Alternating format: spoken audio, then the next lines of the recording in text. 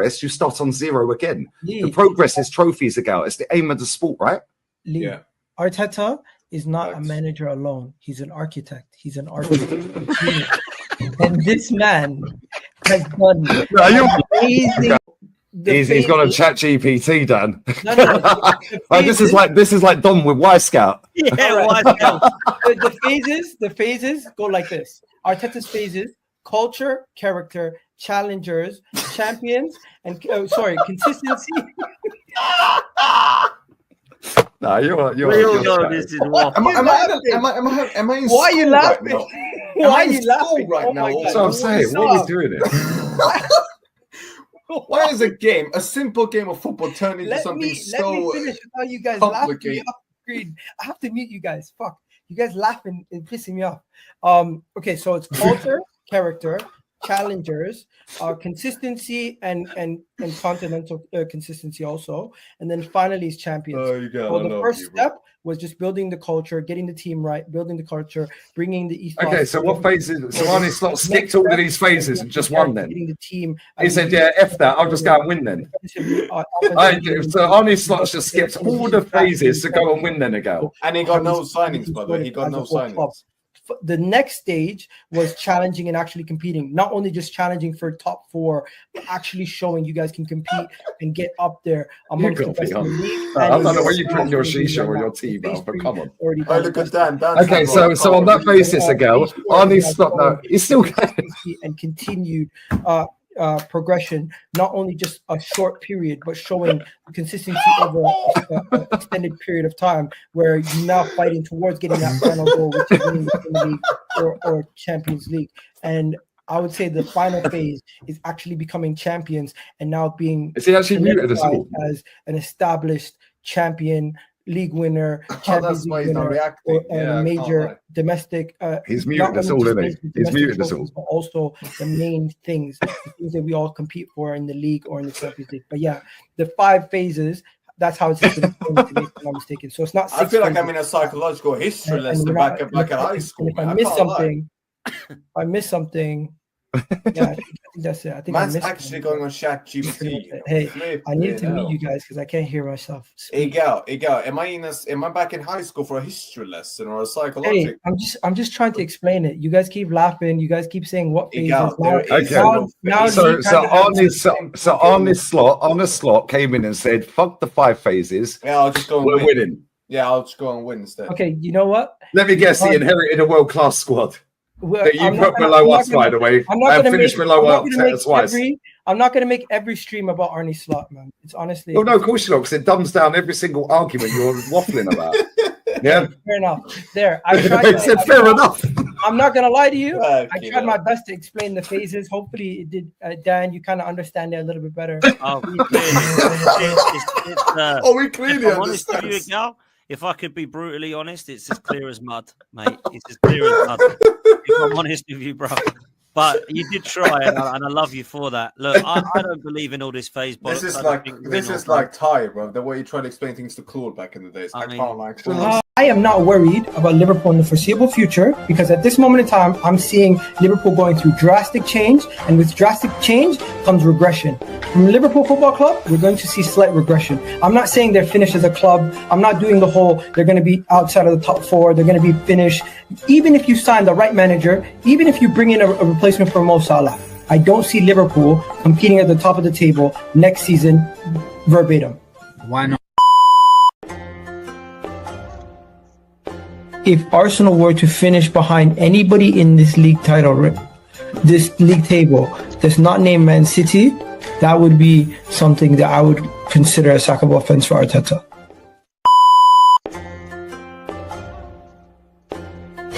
Liverpool is so lucky. You are so lucky. Oh my goodness. That could have been a goal in the 94th minute and 50-something seconds. And boy, by the skin of your teeth, you get a draw. Aston Villa should have won that game. Liverpool fans, you live to fight another day. You gained a point. And remember, that was a point gain, not 2 points drop. Your performance was shocking. 2 games in a row. You're starting to shake it.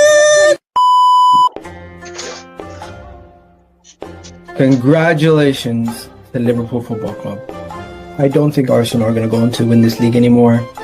I've been harping on about Liverpool all season. Maybe I need to take a little bit of humble pie right now. Okay, blue is the color. Football is the game. We're all together. Winning is the way to cheer us in the sun and rain. Because Chelsea. Get back to the important topic, which is Arne Slot. Slot out. That is my analysis of this Slot situation. Hashtag Slot out. Slot out. Is he on fucking space? Oh, what? You know what I mean? He must be on space. Yo, that is the best intro you'll ever see on this app, I swear. I'm sorry, learning with Igal is too funny. The background, the music. Yeah, the background. Yeah, you know what? What do you call it? Liverpool fans have been on my case, so they're going to continue to make clips of me. But the thing is, just a slight correction, innit? Just a slight correction. Champions actually comes before consistency in the phases. Just a slight correction. That's awkward. Yeah. Just a slight correction. Hooks, I bless up the panel, by the way. First and foremost, we've got Shane. Bless up Shane every time. We've got Gunned Down. We've got Rashid. Egal always turns up, man. Bless up Egal every time. He's the only one who turned up after the poor draw, which we bottled and threw away the other day. Everyone else was busy that night.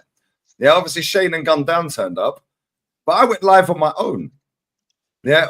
All these top gooners that were begging for the link after the 3-0. Oh, you're in the mud. You're in the mud. Nowhere to be seen on Saturday night, guys. Guess what? Lee Gunner turned up again. Went live on my once. Egal rocked up at midnight. Bless up Egal every time. He did. Big up Hooks. Go on, Egal. Go on. Aren't you happy we're not playing Villa? Why? Yeah, delighted. Yeah. But Unai Emery's shit, no? Unai Emery's shit. He's rubbish. He left a mess. PSG are gettable, bro. Aston Villa, they're a little bit more like that team that's willing to forget about football and just go defensive. But yeah. No, man, I wanted to slay Count Dracula, and PSG took that away from me. So here's what it is, man. Well, we got to slay Real Madrid, which we'll get to in a second. But bless up Hooks every time. Obviously, Hooks can't have serious conversations with me because I'm too internet driven, apparently. Right. You know what, Lee? You're funny. Do you know what? Do you know the amount? You know I didn't take that serious, but I text you in it, and you just put lol. Yeah, lol, because it's funny, bro. Like, you know what I mean? Do you know the amount of people that tell me, "Oh, host, you know you're being slewed on this channel right now, and that channel, and this." I think you come and you're meant to have a heart of steel, bro. You've been in the game. 10 years, bro. It don't matter what people say. You know what I'm saying? Come on, bro. This is what I'm saying. Yeah, you have to have thick skin to do YouTube, bro. Because one day you win, next day you're getting cooked. Yeah, I can never be cooked though. It bounces off. You can be cooked. You can be cooked. Was it which game was it? Was it this season? Which one? Your the TikTok, one that he said sorry. The cast clips up on Never a Foul. Which one was that? Which game was that we played? No, but that's not me. That's not me. Oh, okay. Here we go. Yeah, lawyer settings. That's not me being cooked. That's people thinking that their cooking is affecting me. No, but it's still a cooking, bro. Nobody, bro. I've done YouTube. I've done you. Somebody in my chat the other day, yeah, said, "Yo, I first came across you on YouTube 8 years ago, yeah, and I've been a fan ever since. Bless up to you, bro. I turn up every day." Yeah. So if it affected me, I wouldn't turn up, innit? Yeah, same with all of us. Same with a gal. A gal knows he's going to get chefed up every time he comes on here. Yeah. I think the best way to cook somebody is to make them end up, losing their shit and yelling and going crazy. Which is what you fucking did to me the other day, bro, on Dan Potts' channel. Yeah. Although I've done that to you multiple times, so I have to hold that pause. Yo, Norms, back again. We have to believe, right? We have to believe. I'll go and get the light bulbs in a minute, yeah? Don't worry. Matty, love my guy. What are you saying, man? I want to hear more about this architect. Oh, that was hilarious. I was crying, bro. The architect, yeah? SU starts on 0 again. The progress is trophies again. It's the aim of the sport, right? Yeah. Arteta is not a manager alone. He's an architect. He's an architect. And this man has done No, amazing things. you're taking them two clips that I played off that stream ain't even the two funniest clips. When he said, yeah, they're the La Liga Spurs. Oh shit. Yeah, mate, I clipped up that from when I jumped on there from about 49 minutes to the end. I've clipped the whole thing. I missed that. The La Liga Spurs. The La Liga Spurs. Oh. No, I said we turned them into Spurs because they came to the Emirates and got turned over like Spurs usually do. Yo, after tonight, guys, and anyone take the floor and listen, bless up for all your time always. I appreciate all of you. Yeah. If somebody in the chat, I don't know if it's possible. Yeah, but if somebody in the chat can get all of their links, yeah, in one comment, you have to be a mod. Yeah, so where the mods at, you beg to be mods. So come on, you got to do overtime now. All of their links in one comment. Yeah, then I'll pin it. Lee, what about what do you call it? What was I gonna say? I was honestly, I literally forgot what I was gonna say mid-sentence. Okay, cool. So let's talk about what we witnessed tonight. And anyone take the floor. I'm just gonna sit back. I'm gonna buy a cigar tomorrow. Yeah, we have just witnessed PSG go 5-1 up on aggregate. And Unai Emery absolutely rattled the shit out of them. And to be fair, I don't rate Donnarumma. I think he's the weak link in their team.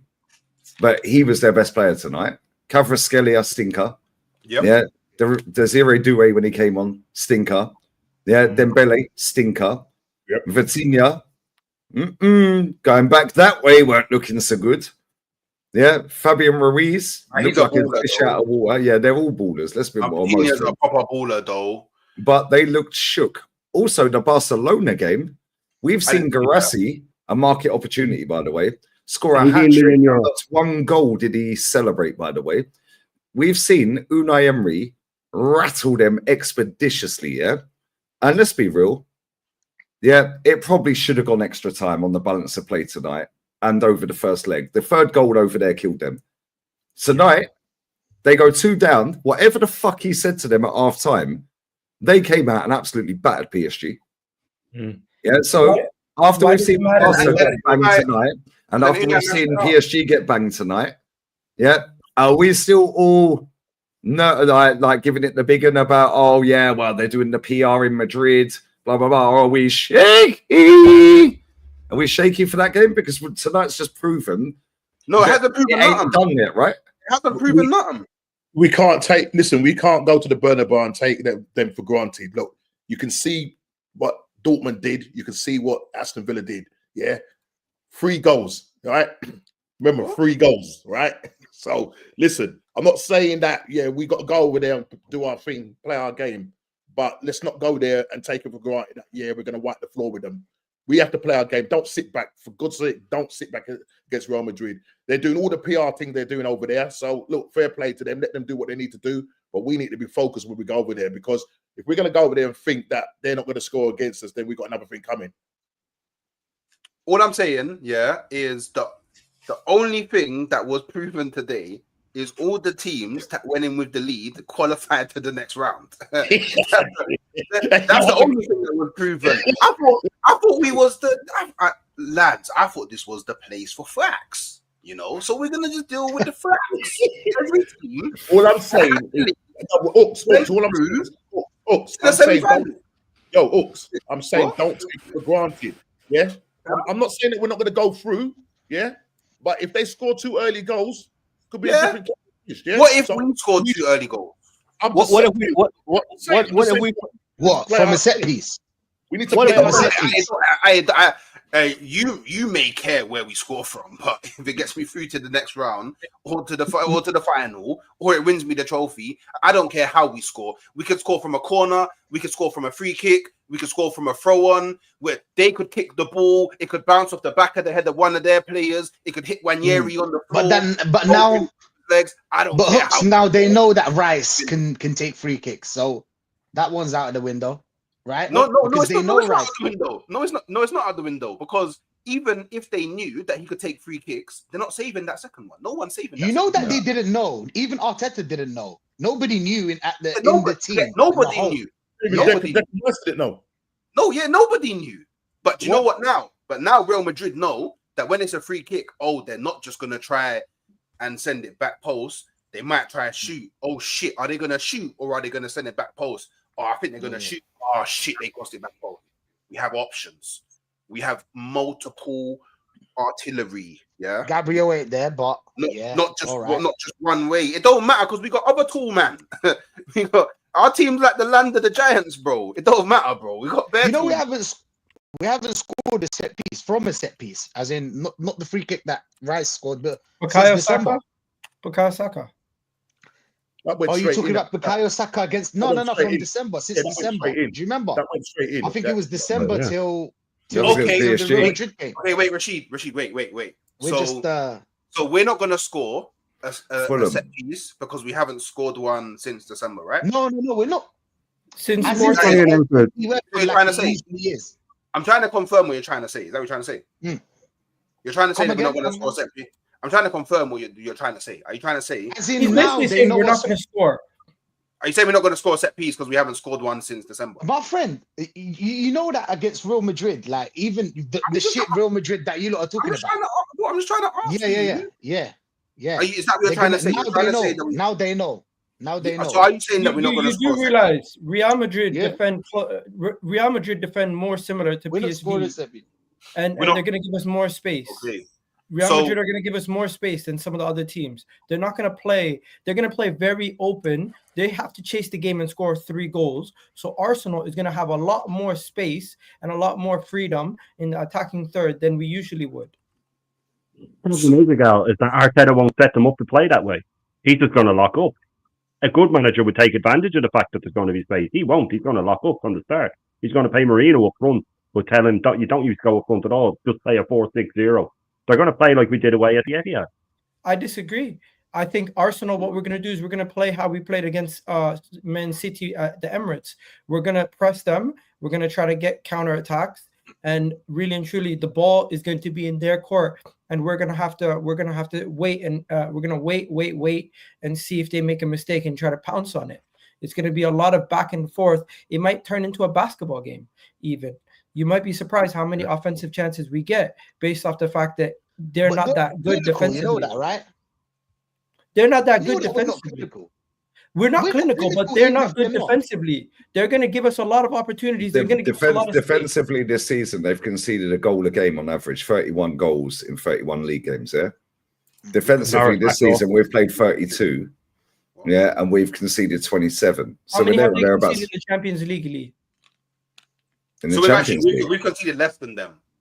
How many have they conceded? Yeah, we've conceded less than them in a game more. We're better defensively. We are better defensively than them. A lot less than them. In a However, they've scored 7 goals more than us. In La Liga. Because then you'll go, the league's shit, bro. We're talking about La Liga right now. Yeah, let's when you talk about the Champions League, how many goals have Real Madrid conceded this season in the league phase? 12. Arsenal, we conceded 3. That just goes to show you the difference in quality defensively. Okay, where did PSG, by the way, we were in the semi-final? Where did they finish in the league phase? 14th. 15th. So league phase don't matter then. It does it's matter. What you're doing now. And what we're doing now is slapping them 3-0 last week, yeah? Lee. Right, but we've seen enough tonight. Surely we've all seen enough to not be stupid enough to get gassed, yeah? But I think we'll qualify, yeah, and I think that we'll go through. However, let's not pretend, that this team can't turn it on, and let's not pretend that the only 2 players in this squad that have actually won a trophy at this football club whilst partaking in that said trophy are Bukayo Saka, who ain't fully fit, and Kieran Tierney, who ain't getting a game. Because Martinelli was injured all the way through the FA Cup. Yeah, they've got players that come off the bench and scored twice at City in 2021-22, which, by the way, is a better fucking Man City than we have a club now. Yeah, my man comes off the bench, Rodrigo, bang, bang, in 2 minutes. Well, I'm not saying they're going to do that. And listen, I don't think they'll beat us over the 2 legs. I think we'll go through. But of what we witnessed tonight, with an Aston Villa team that nobody would take any of their players, really, let's be real. I would. Take some of their Which players? Tell me. I would take Rodgers. Definitely. I would take Asensio. He's on loan. Yeah, Yeah, he's on loan. Where would you play Senzo? Would you play him over Odegaard? I would take. I would have taken Tielemans as squad depth. January. I would take Jacob Ramsey as squad depth. I would definitely. I wouldn't take Tielemans, so I don't like him personally. Bro, Tielemans is better than Tielemans is cold. Tielemans is a top player, man. Great player. That may be so. They fucked up tonight by taking off Rashford because he was cooking, man. Rashford. As soon as he did that, I said they fucked up. Yeah. Do you think they fucked up not selling Ollie Watkins? He was awful in the first half. No, first 20 minutes of that first half, Shane, he was shit, but as soon as they got that goal, they got the goal back. From that moment on, Rashford was cooking, man. They were shook. And what they should have done is took off Rodgers, who was petering out the game, and should have took off John McGinn, which they did. And then took off Tielemans. Put Rashford out the left. Put Rashford on the left, put Asenzo in the 10, and put Watkins up front. That's what they should have done. Watkins up front, Rashford on the left, and fucking take Rodgers off, put Asenzo in there, and switch the formation around. As soon as he took Rashford off, I swear down, I said it on my watch long. That's a big fuck up. He's fucked the game. It's a mad L. I was questioning that decision what Unai Emery made on my watch along. I was like, why are you taking Rashford off? He's been your best player, getting you back into the game here. Makes absolute no sense. It doesn't matter whether he gave the ball away for the PSG goal.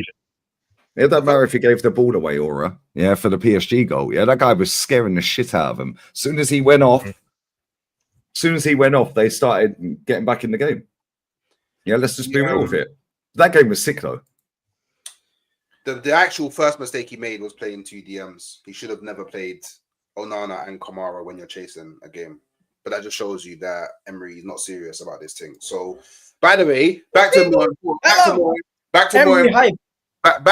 important matters. Yeah. Do you realize? Actually, you'll know this, Lee, because you watch every La Liga game, so you'll know this. Not every, but Real Madrid haven't. Their last 8 games, they haven't won by more than a 1-goal margin.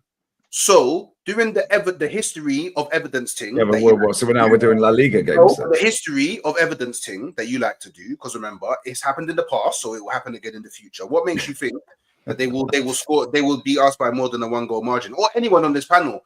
Because this is the facts and evidence and history to prove our points. I would like to know.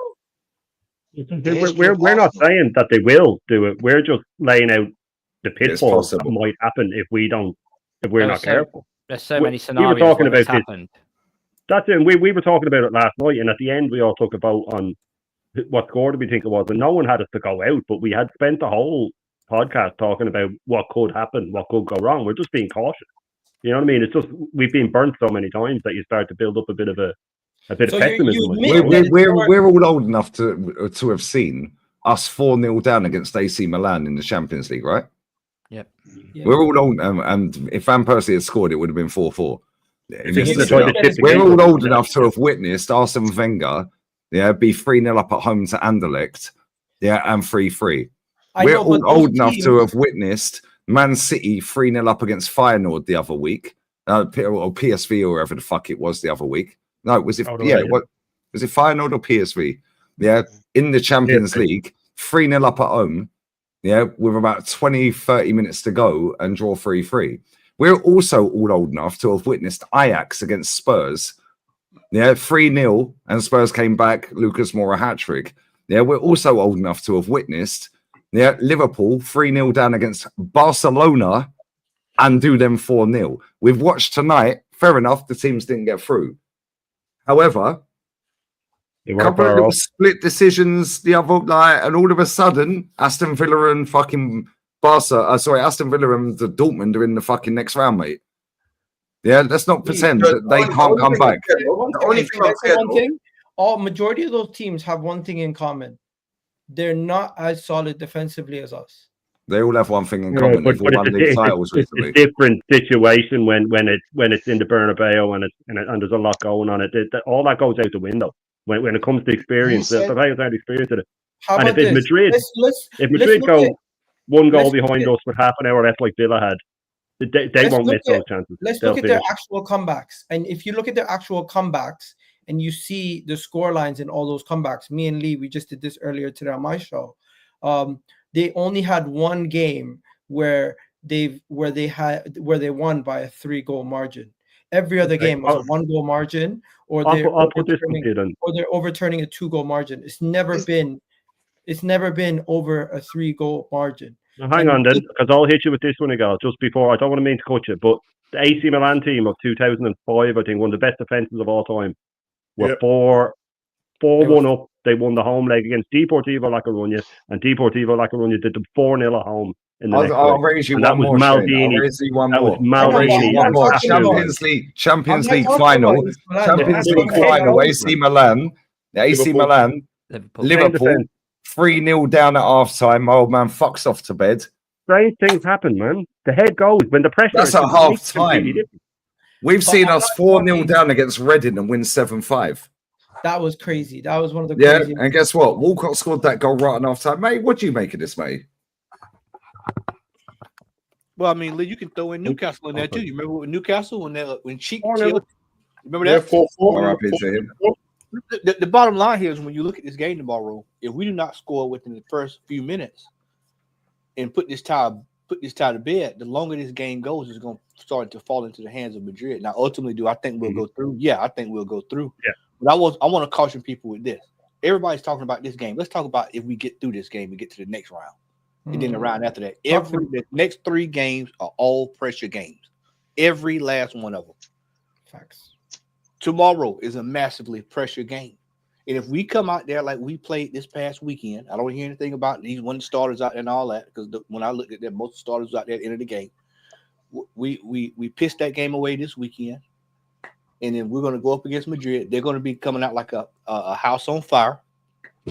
And they're going to be testing. They're going to be pressing. Magalhaes is not playing. They're going to be diving everywhere as well, mate. Yeah. Kivior, thank you. Kivior is going to be the man that's going to be tested the most tomorrow. Yeah, we did fine in the first leg. Well, whoa. Wait, hold on. Tomorrow, not the first leg. Tomorrow, he will be tested tomorrow. By the way, what is going to even be in Real the first Madrid? leg? 1 second. We're always looking in internally, and I like that. But are we going to look at the same time? Are we going to look at who we're going to be playing and what they're going to have to deal with? Yeah, I hear what you're saying there, but I'm going to tell you, Madrid had 3 clear-cut chances in the first 15 minutes last week that they failed to put away. I'll say it again: 3 clear-cut chances in the first 15 minutes of last week's game, which we ultimately won. Credit to Saliba and Raya, because he turned Mbappe into Lacazette for a second. Yeah. Well, he didn't, did he? Saying that one-on-one, that reminded me of Lacazette versus Sparta Prague. The way that he messed up that one-on-one. Bro, let's be real, right? We scored 2 amazing goals, amazing free kicks. They're the 2 best free kicks you'll see in the game for the next 5 years, mate. Yeah. The odds on that happening when he's never scored a free kick in his life, nobody would ever have guessed that. So we scored 1 goal from open play. The chances we had from open play, they got the best goalkeeper in the world. Let's just deep it, yeah? If it goes to penalties somehow, some way, which I don't think it will, yeah? But if it does go to penalties somehow, our goalkeeper dives 20 seconds before they kick the fucking ball. Their goalkeeper's already done Man City on penalties, yeah? And is the best goalkeeper in the world, and he's about 19 foot fucking free, right? And they're at home, and the chances are they'll win the fucking toss, pause, and it'll be at their fucking ultras end, yeah?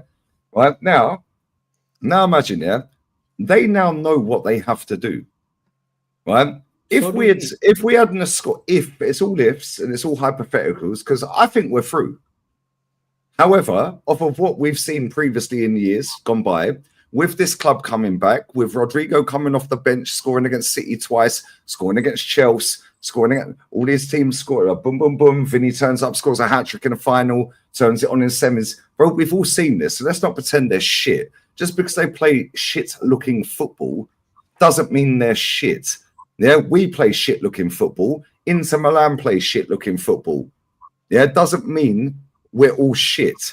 That football club, no, they can't put in a performance they put in the Emirates at their ground, because if they do, heads are on spikes at full time, mate. And that is the difference. Like I said to you, Gal, earlier, that is the difference. You're saying, oh, yeah, they're doing the PR. Bro, they do this every game. The difference is they're playing Arsenal now. So Arsenal fans are going out their way to find these accounts that are doing the PR, the top Madristas and all that. I didn't have to search too far, man. Let me just say this. I'm not used to being in Champions League. Real Madrid in the Champions League. Man City fans telling me that this is what they always do. You got what do you call it? Liverpool fans telling me this is what they always do. They have been using the media and getting quotes from the media every fucking day, 3 times a day. Like we don't use Ornstein, Fabrizio. I have never seen David Ornstein or Fabrizio Romano or any of these guys using this kind of Okay, so let me stop you right there. Let me stop you right there for 1 second. I'll let you carry on. Let me cut him because it's important. Let me cut him. My last point. Okay, cool. I've never seen an opponent of Arsenal use psychological warfare against our fan base like Real Madrid. They've never been 3-0 down before in the Champions League, Gal. Did you never see Alex Ferguson? And not only that, every time Hendrick scores a goal, if you go to Fabrizio Romano's Twitter page right now, when I opened Twitter earlier, when I went bathroom, I opened Twitter on my way there. The first post was Ousmane Dembele, because he got an assist tonight. He's now got 29 GA this season or whatever. Right? So is that PSG prop? There's that PR. Because they just won. Okay, so hold up. No, that was mid-game, by the way. That's half-time. That was half-time. Right? So hold on. Every time Hendrick comes onto the pitch, Fabrizio's on it. Every time Odegaard steps on the pitch, Fabrizio's on it. Every time, Vinny turns up and scores a goal or gets an assist, bang, he's on it. Right? Bro, this is not new to Real Madrid. The difference is we don't play them very often. So when we look at, oh my God, they're doing the PR. Oh, Jude Bellingham's got a gas mask on. What are they plotting and all these top gooners? Bro, well done. You found Madrid Extra and Madrid Zone on Twitter, because bro, they do this every single game. Yeah, let's not forget also, and I'll shut up and let you guys go. I'll get the video. Let's just say they were 2-0 down at Anfield and scored 5. Yeah, so let's not pretend that this team and Liverpool, then, we know their pedigree in Europe, and that's Klopp's team, not Slot's team. That was Klopp's team. Yeah. They were 2-0 down at Anfield, bro. We ain't won at Anfield for fucking how long? They were 2-0 down and just went, fuck you, we're scoring 5. Then guess what? They ended up winning the Champions League. So let's not pretend they can't. Yeah, and all I'm going to say, and I'll shut up, all I'm going to say is, I think that Arsenal fans are making this more of a fucking episode than it should be, because the majority of our fans on certain apps on social media, this is the biggest game they've seen in the Champions League in their lifetime. So I get it. I hear it. But at the same time, you're fucking riling up the champions of Europe that have pedigree, albeit all the biggest comebacks in Europe have not been them, in Champions League form. Yeah, but you're pissing off a fucking club that are current holders, and have won more fucking Champions Leagues than we've won leagues. And our club, we know when the pressure's on, it's not a privilege because we fold. So how about we just all have a bit of respect and stay humble and see what happens and hope we get through. Perfect. Now we have to be humble, right? No, wait, let me just slide in real quick. I just want to slide in real quick. Real quick, because that's a pause, man. It's a mad pause still. I shouldn't be sliding anywhere where there's only man them on the panel. I hear it. But fireman thing. But by the way, just wanna why are you gay? I just want to throw it out there, whenever I've looked at this channel, I've always gone, this is the channel for facts. Bring up that last chat again, please, the Lauren one. This is the channel for facts.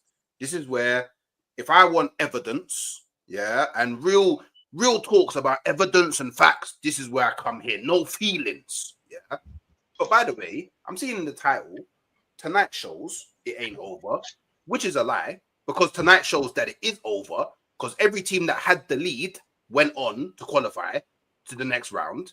Wow. And Lauren put up a post saying something along the lines of not that one, there was another one, something along the lines of tonight shows that it ain't all over or something along them lines. And again, the facts. Yeah, look, tonight shows me that any team can come back from a deficit. This is a lie because no team came back from a deficit today. So I'm just saying, yeah. Can we please get back? Today. No, but we're living in the moment. We're living in the moment. Yeah, and this is the difference between you guys that live in the bubble of delusion. Benfica, Northside. Sorry, go on. Now bring Northside in because he watched Benfica, get slapped by Barca at their own ground, whilst having the lead, this season. So you take the last 90 minutes, you take the last game, the last fucking current games, as the barometer. History and track records do not get put in the bin off of the last 90 minutes. Aston Villa have not been in Europe since I was born, bro. It says tonight in the title, and the chat it does. Tonight shows it ain't over. Tonight and so you should be worried. So you're damn right. I'm going to talk about what happened in the last 90 minutes because that was tonight. Fairs, but that's not that, bro. I can't put a fucking. I can't put a whole fucking billion characters in it. Come on. Tonight, the chat tonight. So I just want us to get back to what I know this channel to be about. So can we please move back to facts and less of the feelings? Thank you, guys. What is the facts? The facts are you can't score. The facts are that tonight shows that it is over, and tonight doesn't show that any team can come back from a deficit. Why does my brother keep saying we can't score when we're 3-0 up? What are you doing? It's a basketball game, remember? He told me it's a basketball game. And so we're 3-0 up. One sec. One sec. We shouldn't just wait, please, Richie. So it's a basketball game, remember? That's what he told me. And from open play, man. Last thing I promise. I promise. Last thing, and I promise. All right. I promise. I see, Lee. I'm learning. Last thing I promise, and I'll be quiet here. So, by the way, another fact here. The Real Madrid, the only time they've overcome a 3-0 deficit is in 1975. There's a first time for everything. And we can all play this game. This is dumb. Yeah. And then when we don't go in with the attitude of it's over, man. When we layer that, because we got to do layers. When we layer that, we got to do layers because you got to layer things. You know what I mean? To further strengthen your point with more evidence. So on that basis, then, if he gets banged tomorrow and gets knocked out, then or loses on penalties, then leave him in Madrid. Leave him in Madrid. Leave him there. So by the way, Arsenal haven't conceded more than 2 goals since 2023 December against. Can you just say the name of the team that scored 3 goals against us, please? Can you say it again? 79 games. Can you tell us who it was again? Sorry, the chat didn't hear. Luton. Who? Luton. But wait. Okay, they play in white as well. But even in that, technically white, black, and orange. But I hear it. In that game where we conceded 3 goals, we still won. We still won the game. How about that? Yeah. How about that? But it's not every time you play Real Madrid. Let's talk about this. It's not and every time you play Real Madrid and we set them 3-0. No, because yes, it happened 3-0. Let's not talk about how we scored the goals. We'll talk about that later. But let's talk about how Kivio messed up 3 times in 20 minutes. He could have cost man, but it just couldn't happen. Do you get what I'm trying to say? And conceded 0. Because we can see 0 at that game. Wait, Rashid, I'm shit because I can only score from 2 set pieces and 1 open play goal. But they're not shit. For later, I'm not gonna say that. But they're not shit because they score from open play, bro. But they didn't score. That's my point. It didn't happen. They never scored against me. They've never scored against me. Ever. Yeah, because we played twice. What are you talking about? Like, you're acting like we always meet them in the Champions League, bro. We haven't been there for time. Okay, so we're going back to 2006 then. So why can't we go back to fucking 2013? Yeah, 1980 odd, 85. Why can't we go back to 76 when they were 4-1 down and 1-5-1? Why can't we do that? I went back to 75. Okay, cool. So on that basis, then they've actually got Mönchengladbach. They came back against Derby County, who were a good team back then. Bro. They Celtic Yeah, Celtic were a good team back then. Yeah, it was better than them there though. What? What the? That's the point, bro. It can What are you happen. talking It about? can happen, though. It was better than that. Like, look, don't get me wrong. I know that Arsenal can lose this game. I've actually gone on record to say before, like, even if we score 4 goals, I know that I can go to the Bernabeu and they can score 5. Because the thing that I'm most worried about going to the Bernabeu is the phone calls that Perez makes during the games. That's the thing that I'm most worried about. Oh, here we go. Get your excuses in early, Pre-made lads. excuses. Pre-made excuses. I can't lie. I'm worried about it. Yo, I'm one not second. worried Let me about just it. say this. Let me just say this. I'm one of the biggest guys to talk about referees, but this referee has played against refereed against Real Madrid 4 times, not one controversial decision, and he's predominantly well known as a decent referee. Thank you very much. Thank you very much. Let's go. He also managed the loss that they had this season to Liverpool, and he also managed multiple games where they've won in the Champions League versus Man City, and there's never been a controversial penalty or a refereeing decision. I'm even more confident now. Since Real Madrid are a great team, bro, and we beat them, we're supposed to go on and win this thing because who's bigger than Real Madrid? Yeah, bro. We are, right? Is there any consequences if he doesn't? I want to hear about the consequences. No, you don't want to hear about the consequences because I tell you the accountability consequences every stream, bro. I tell you the consequences every stream, and then you ask me about the consequences every other stream, bro. I don't know how many times I can see it, bro. You all know something? Arsenal lose the game 4-0 tomorrow. I'm still not sacking Arteta. Oh my God! What's your reason? What's your reason why? Because he's infatuated with him, bro. That's mad. No, I told you. Infatuation. Man. North. What do you make of this? Come on, you've been sat patiently waiting. You've seen Benfica play Barcelona this season. So did I. Yeah, at home. Yeah, with the eagle flying before kickoff. Yeah. And bottle it. So you know that can happen, innit? I did that. Yeah, listen, let these men talk, innit? Because we're going to clip up. So keep talking, please. Keep talking. Because at the end of the day, it's all good for the talking, yeah? But when you start getting clipped up and we hold you back to your words, no problem. Don't get upset. Nobody's sitting here. No, listen, you can back your team, yeah? You can back your team. You can be behind your team. We back our team. Yeah. Back your team. Guys, hold on. Has anybody said tonight that we're going to go to Real Madrid and lose? I think. Has anybody said that? No, we've all said that we think we'll get through. And what I mean, has anybody said that we're not going to get through tonight? No. I don't think so. All we're saying is just let's be cautious. There's nothing wrong with saying. Yeah, of course. Because exactly. So that's all we're saying is that we're not Yeah, saying. I agree. Yeah. So what we're saying is that we've seen tonight what's happened to Barcelona. Yes, they went through. We saw what happened to Aston Villa. They got a shake defense. So.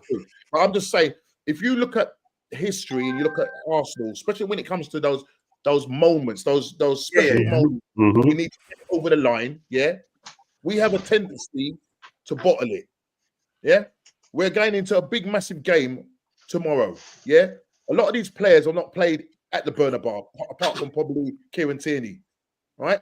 So these guys are going to experience a totally different thing. So it's how they deal with it mentally. So we're saying, how are they going to cope with this mentally? We want them to go in there and hopefully have a strong mind. We don't know how they're going to cope with this. That's all we're saying is that when you go into this game, let's think about how it's all going to pan out mentally because it will be a cauldron.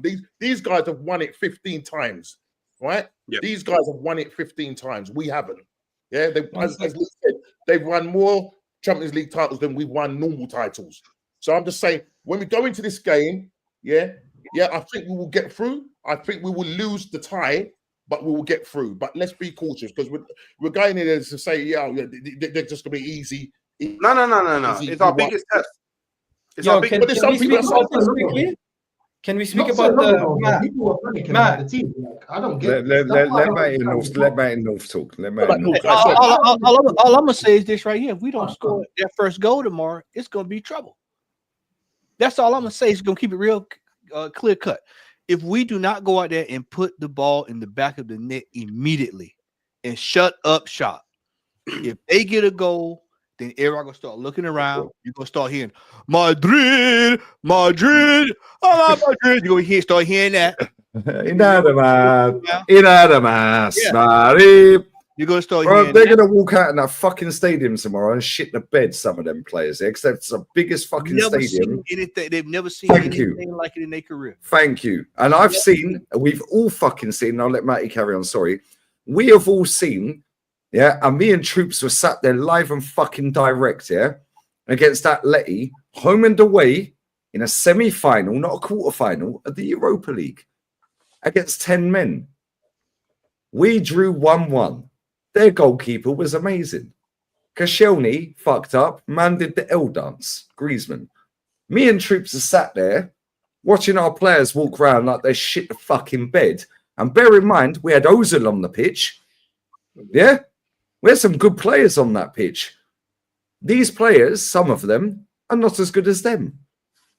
And now they're going to Real Madrid in a Champions League. So let's just shut our mouths and calm the fuck down. Fantastic first result. This ain't done yet. And if we get knocked out tomorrow, fucking deport him. The captain has to go into Madrid and erase the ghost of Madrid's past. He's gonna have to play out of his shell tomorrow. Can he do that? Can he show he's got the material in that kind of game tomorrow? I'm not talking about last week. I'm talking about going back to what we call it, homecoming down south. You're having a homecoming tomorrow. That's what you're gonna be going to tomorrow. And so I wouldn't start him. Say it again. I wouldn't start Odegaard personally. Why? Captain, leader, legend. He's starting tomorrow. He's starting tomorrow. We're not even going to even address that. That's just 15 minutes of us waffling about now. He's starting tomorrow. 15 minutes. We do not put the what? Seriously, what we're going to talk about that for? We know he's starting tomorrow. The captain's starting tomorrow. As he sat down this weekend, we know he's starting tomorrow. He's going to have to go out there and put in a performance because his performance this year so far has been absolutely pitiful.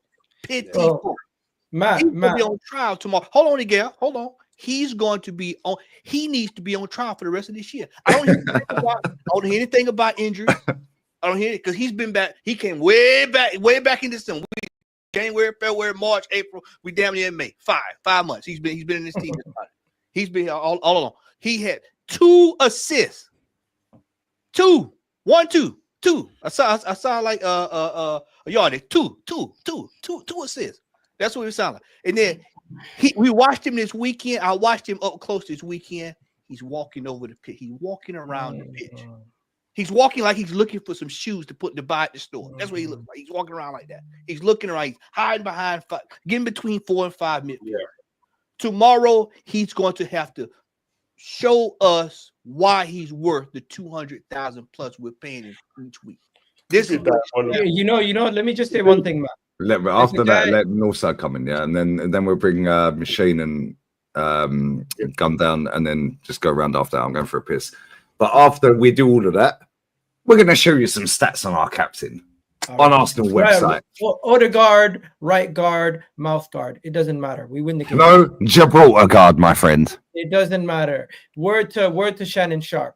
We don't need to worry about Odegaard alone. This is a team game. Even if Odegaard has a stinker, I still believe the team has enough to go and beat Real Madrid for the remainder of the time. We're 3-0 up. As long as the defenders don't have a stinker, and one of the guys in the final third can make a difference, we are Gucci. So are you just dismissing Odegaard then, just in this game alone? No, I'm saying Odegaard's not going to be He's covering the fact that our creative spark can't create, and he's covering the stinker that's going to happen. I don't necessarily think the game is won or lost based on Odegaard's performance. That's what I'm saying. The game is won or lost on the defensive performances. We're 3-0 up. We don't need Odegaard to come here and create 50 chances for us. We'll see what I'm saying. He ain't done that in about 4 years, mate. So Yeah.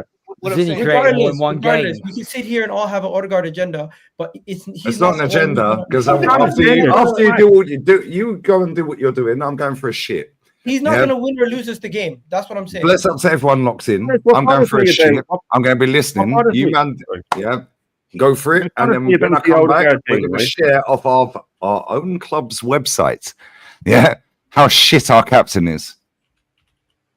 Honestly, about the Odegaard thing, I'll be really quick. Is that the same top gooners that blame his injury on his drop in form are the exact same ones that claim there's no way Arteta would rush a player back from injury, or there's no way that Arteta would play a player while he's injured. And when we have the grade 3 hamstrings from him flogging these players, they'll say, "Oh, well, Odegaard's injured," and but then he shouldn't have come back. If he's not fit, he shouldn't have come back. Which I don't believe he's not fit. He's just fallen off a cliff. So the same fans that say, "Oh yeah, Odegaard, he's not fit, he's just coming back from injury," are the exact same ones that put up for Arteta when other people go, "He's flogging these players, he's rushing players back, he's playing Ben White for 3 months when he needs an operation." So it has to be one or the other. It can't be both. I don't get you're right. Like the way I don't understand why we shouldn't be cautious. I think the team and Arteta deserve a lot of props from the first leg. Without a doubt, Rashid. They deserve a lot of props, but there's still a lot of things that ultimately we've got question marks over this team. You know what I mean? Like, let's not go on, like we wasn't disappointed the way we exited out the cups. Let's not go on like we weren't talking about this bench. All these things still remain here. Let's not go on like we don't have a clinical goal scorer. Let's not go on like we have players that have not been performing. Not Odegaard. Martinelli hasn't been that great. It's not just been Odegaard. Let's not go on like we wasn't, looking at the team in the defense that it's got weaker, adding in Kivio and taking away Gabriel. That could still bite us, in the arse. So there's still things to be cautious about. I think all this talk, we weren't talking like this when we got kicked out FA Cup and Carabao Cup. We weren't talking like this when we were behind Liverpool. Like, all these things still exist, innit? So you can be happy about the first leg, but you can still be cautious that, you know what, there are weaknesses. The main one is we beat Real Madrid with plan A. And I'll tell you, whenever plan A gets plan A right, we look amazing. When plan A is working, look amazing. When plan A gets nullified, we look all over the place. In-game management has been a massive weakness in this manager's career. Do you know what I mean? Second leg against Man United this year. What was the plan B? Against Manchester United. Do you know what I mean? Also, 3 times going up against Newcastle, not figuring them out. So all these things still exist, bro. I don't understand why we're going to act like one result changes everything. Yes, obviously, it does. What level the team can perform at, it does. But at the same time, if certain players aren't performing, who are you bringing off of the bench? Like, this bench ain't great, bro. Do you know what I'm saying? Trossard has been inconsistent. You look at Ethan, he's a young kid, so you're not going to rely on him to be doing the job. Jorginho looks over the hill. Like, let's just be honest, bro. Like, you don't have to say, like, no one's sitting here saying that the first leg isn't good, bro. But if they nullify us, which we do expect from an Ancelotti with his pedigree, a manager of that level, what is our answer? Is it going to be set pieces? Because we don't constantly score that. The 2 goals out of the 3 that we scored in the first leg were set pieces. Declan Rice ain't going to score free kicks every game, bro. Great free kicks, but you're not going to score that every game. So it's not something you can count on. Just like you can't always count on the dark arts. Just like you can't always count on Gabriel scoring from set pieces, which we no longer have. So I think we should be cautious. Yes, we should. For me, I've seen the best Arsenal team I've ever seen get to the Champions League final, not win it, innit? So obviously but my nerves is going to say for me, it's just stink it out and hit them on the counter, innit? When you hit them on the counter, put them to the sword. Because I'm going to be cautious. I'm cautious, innit? Because I want to get through, but I'm scared to let Real Madrid back in, innit? And plus, it's at their ground. But at the same time, it's like, let's be real. If things go sideways, who's going to step up? Who we got off the bench to change the system or change the way that we're playing? This manager ain't going to change the formation in game if we get sussed out. So this is why we should be cautious. You can be optimistic, but we don't need to write off Real Madrid, bro, because we wrote off Man United, we wrote off Newcastle that we should be beating them and we didn't. Look at the defeats that we had or the teams that we dropped points this season. Fulham, Everton, all these teams, you would have told me we're getting 3 points. We're beating them. We're better. We got a better squad, this, and that. And we dropped points. You know what I mean? We've already lost 1-0 to Inter Milan earlier on in the season. Let's not go on like these things don't exist, innit? Like, both things can be true. We had a great first half, but we have dropped points or lost to teams that we should be beating. Or we've looked unconvincing. This whole season, we've been hella inconsistent. So we can't even say, it's like the season where it was 8 points clear, but we was consistent. Week in, week out, we was very consistent in performing at a high level. We've been very inconsistent this season. This is where the caution comes from in my part. That it's like, I'm happy, but I'm cautious because this team, I don't like a team that can turn it on and off. I like consistency, and they've been consistently letting us down this season. So this is all we're saying, bro. No one's saying that, you know, Hooks and Odegaard, you have to be like, oh, we're gonna lose. But at the same time, bro, we don't have history in this competition, and in worse competitions, like we have not shown to have the bottle in inferior competitions or competitions you guys don't really care about winning. So let's just chill, bro. Do you know what I mean? I care about winning every competition. Just have to throw that one out. Okay, cool. You care about, so do I. I want to win everything that we could possibly can. I don't think anyone here says bigger fish to fry, do they? Cool, but if this team hasn't been built yet to win Carabao, FA Cup, this is why I'm skeptical that it's good enough to win Champions League. You know, even when our biggest rival supposedly fell off this season, we didn't take advantage. Why? Because of our consistency. We wasn't consistently good enough. So yes, we're good in the first half. Are we going to be good enough in the second half? You don't All need to be consistent. That's what I'm saying. But you don't need to be consistent in Champions League, though. You just need to turn up. Yeah, you Okay, don't but actually... we need to consistently turn up. That's the same as the cups, though, isn't it? There's 3 more games. Really and truly, we could lose. Four more games. We could lose versus Real Madrid. We could lose versus one game versus PSG and still get to the final and win the final. Okay, let's do it then. Because it's easier. What's stopping us? My point is, it's a cup competition. You could you're going through on aggregate. You could batter a team and then lose the next game and still go through. It's not the end of the world. Do you know what my thing is here? I don't disagree with any of you at all. I know that this is our biggest test, but my thing is, I'm just my personality. I'm just a hype man. I'm a soldier. I go into battle, bro. Like that's the promoter in that, yeah. Yeah, I used to be a what's out? Ravenclaw, we're bubbling through. Yo, put your lighter up. I actually, we're the Raven crew. Yeah, I actually used to be a cup promoter. We're bubbling through. Nah, get out of here, man. I just heard you two waffling absolute nonsense when you said no. No, I did. I just heard it. I can rewind it if you want. You said about the cups, and Northside said about the cups here, and both of you just sat there. Hang on. Hold on. So why is it both of you have said it's about the majors? No. I said, and you said you'd sack him if he don't win a major. I said, and I quote, Matty, we've sat here as negative. Rashid, Shane, Cole, Northside, Norms. We've sat here and said if he wins the League Cup, give him another go. You've said, you've said. Well, Northside, to be fair, Northside.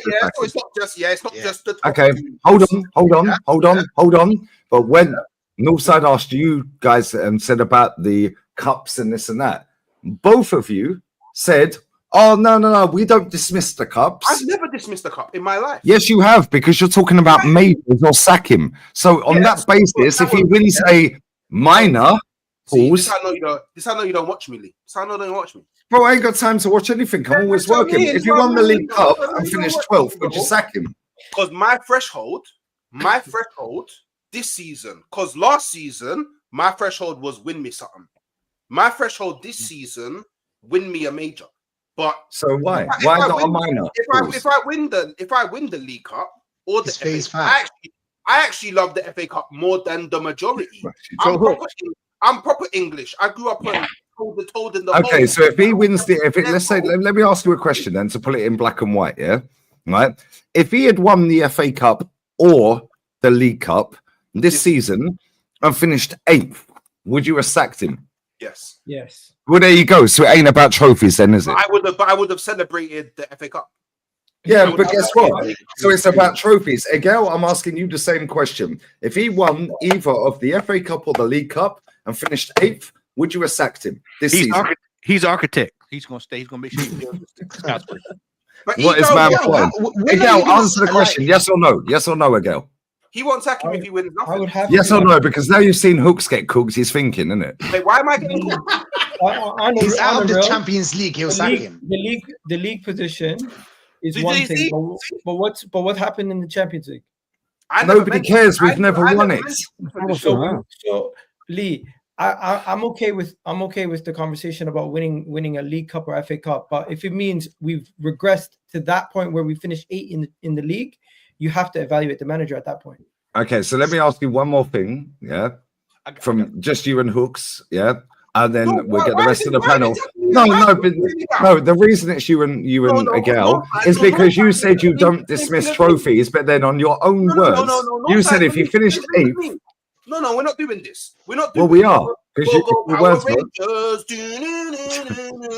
Mighty Morphin Power Rangers. Get out the Megazord, bro. Yeah. Bro, you're like a chameleon. I swear, you two are like chameleons, bro. Yeah. You said on your own words you don't dismiss trophies. Agal said the same.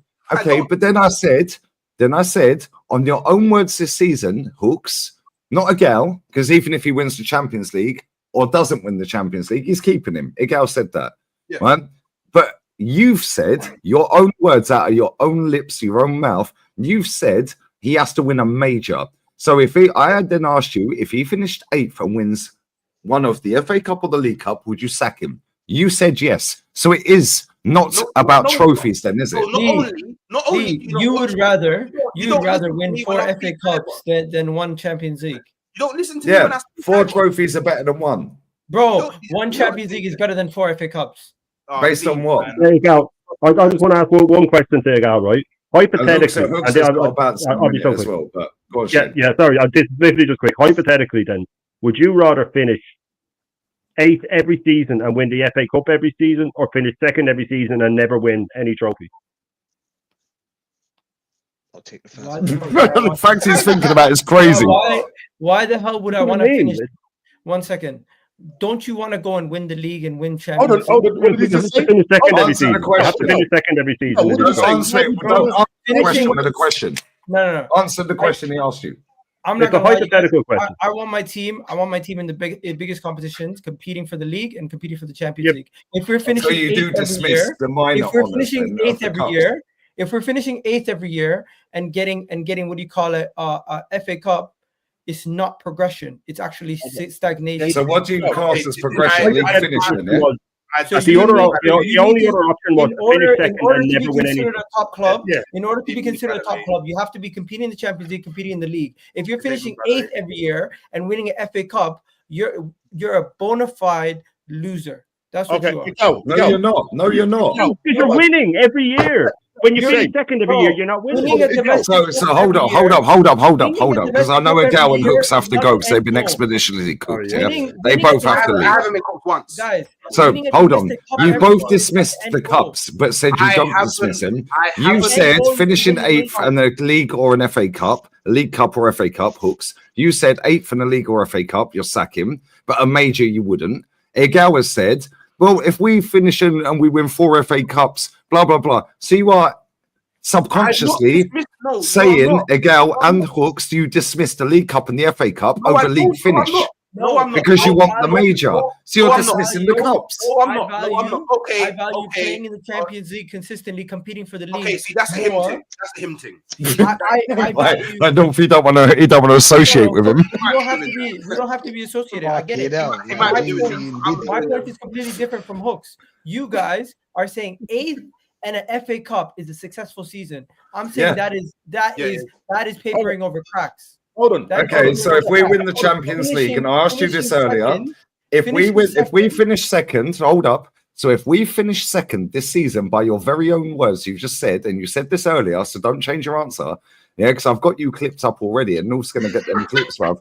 Yeah, he was getting a plane, and I told him straight, yeah. Right? So by your very own metrics, yeah, finishing 2nd and winning a cup competition is papering over the cracks because the league is harder to win. Yes or no? No. Unless it's the Champions League. Okay, cool. Or unless it's Arsenal. Of course. The end goal is to win the Champions League or league. If you the end goal is to win a trophy per se. If you win either the Champions League or league, you have had the ultimate success. If you win the FA Cup or League Cup, you have the side dishes. And as much as don't think for 1 second. Don't think for 1 second.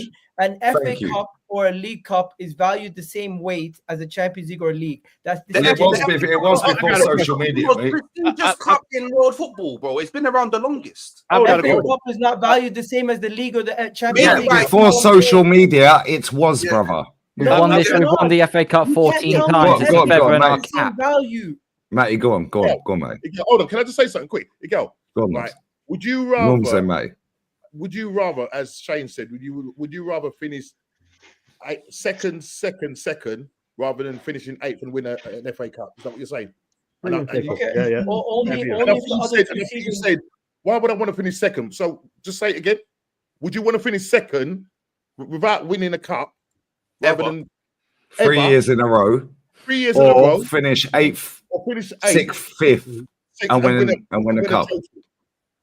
Okay, Every year. It's a simple answer. So I'm finishing 8th. 8th, 6th, and 5th. 8th, 6th, and 5th. 1 second. I need Or to know second the 3 times and win nothing. Okay. But 8th, 6th, and 5th, you win 1 cup. If it's a situation where I'm finishing 8th 3 times in a row and I'm finishing 2nd 3 times in a row, that's a different conversation. But if it's a one-off, I said, if it's different conversations we're having here. If it's 8, if it's 8 3 times in a row and second 1 time, that's different. No, let them say it again. Said if you finish 3 times or 8, sorry, no. Every time you okay, finish. let me stop you guys there. Would you rather let Norms land this point. I know you're on limited time. Last 2 seasons? Would you rather have Manchester United's last 2 seasons or Arsenal's last 2 seasons?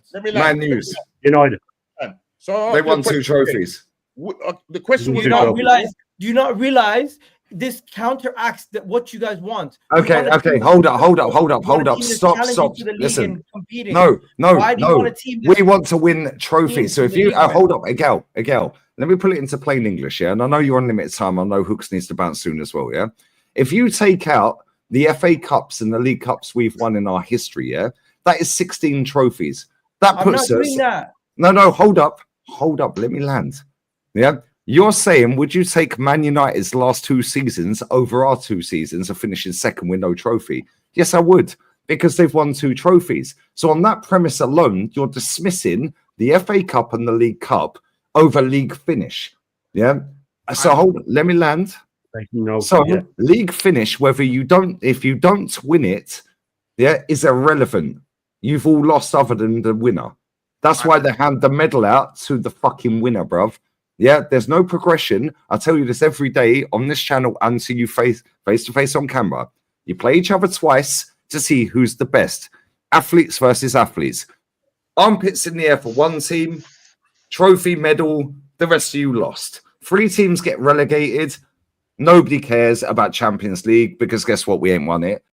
So now what you're doing is you're saying that you count trophies, but you transfer that into, but the Champions League and the league are bigger than the FA Cup and the League Cup. Well, on that basis alone, then, take away the 16 fucking League Cups and FA Cups combined that we have. Yeah, and where do we rank in English football, brother? Because you don't rate them. We're still 3rd. No, we're not. Are you mad? If you take away everyone's domestic cups, we're still 3rd. No, ours. That's a different conversation. I'm not saying it's not good to win FA. That's what I'm saying, man. These man move the goalposts every time. I think I'm being very clear. My ambition of this team is to win the league or the Champions League. If you are telling me Arsenal is going to regress to 8th for 3 years, it's not regression. You either win or you've lost. 2nd, 5th, 10th, 12th. Nobody cares. If Arsenal finish 8th next season, let Matty go after. Even if we win an FA Cup, League Cup double, because you take league finish, as progression. So if he finishes 3rd and wins the fucking Champions League, then you want him sacked because he regressed in the league. Then no, bro, Lee. Yes or no? Yes or no, Agal? If you finish outside of the top 6 next season and finish a domestic, why is it always next season? Even if everyone was right, it might not be in next season if we don't win it. Give me an example. What is a more successful season? A team finishing with 2 trophies, finishing in 8th in the league and being absolutely terrible, or somebody who actually is being competitive in the league, competitive in the Champions League, might not have won a trophy, but they're still showing that they're one of the better teams in the world. Are you actually being serious? It's mentality, bro. What Let team is Matty go. bullshit? Let Matty and then Rashid Sorry, after. Matty, Let go Matty on. You can go. win. You can win. You can win the League Cup. Go ahead, Hook. Cup and FA Cup, but it doesn't mean you're actually Hooks, I know you got to go. Let go. Hooks, bless up, brother. No, I need to quickly. Hooks don't want no part of this, by the way. No, I need to. Yeah, because even Hooks has had enough of him. I can't lie. Like I said, I'm proper English. Yeah, I grew up watching FA Cup. That's our proper English. Thank you. Young, Thank you. Chips, Big day FA Cup, no? Yeah, Conservative club. Even forget Conservative Labour and all that. Hooks, all of them FA Cup, even the grannies are out, the grandpas, the sisters, the aunties. Nobody cares about football. FA Cup, the whole fucking country shuts down, no? I actually used to live right next to the Wembley Stadium as well. And when it was the FA Cup final, it was mad on the street. So I know firsthand how big the FA Cup is, isn't it? So I have no one discrediting the FA Cup. So now I need to clear my name, because man tried to see on 3 multiple occasions, that I discredit the FA Cup, By the way, allow it, because if I discredit the FA Cup, then Northside also discredits the FA Cup and League Cup as well, because we have the same belief. And what's that belief?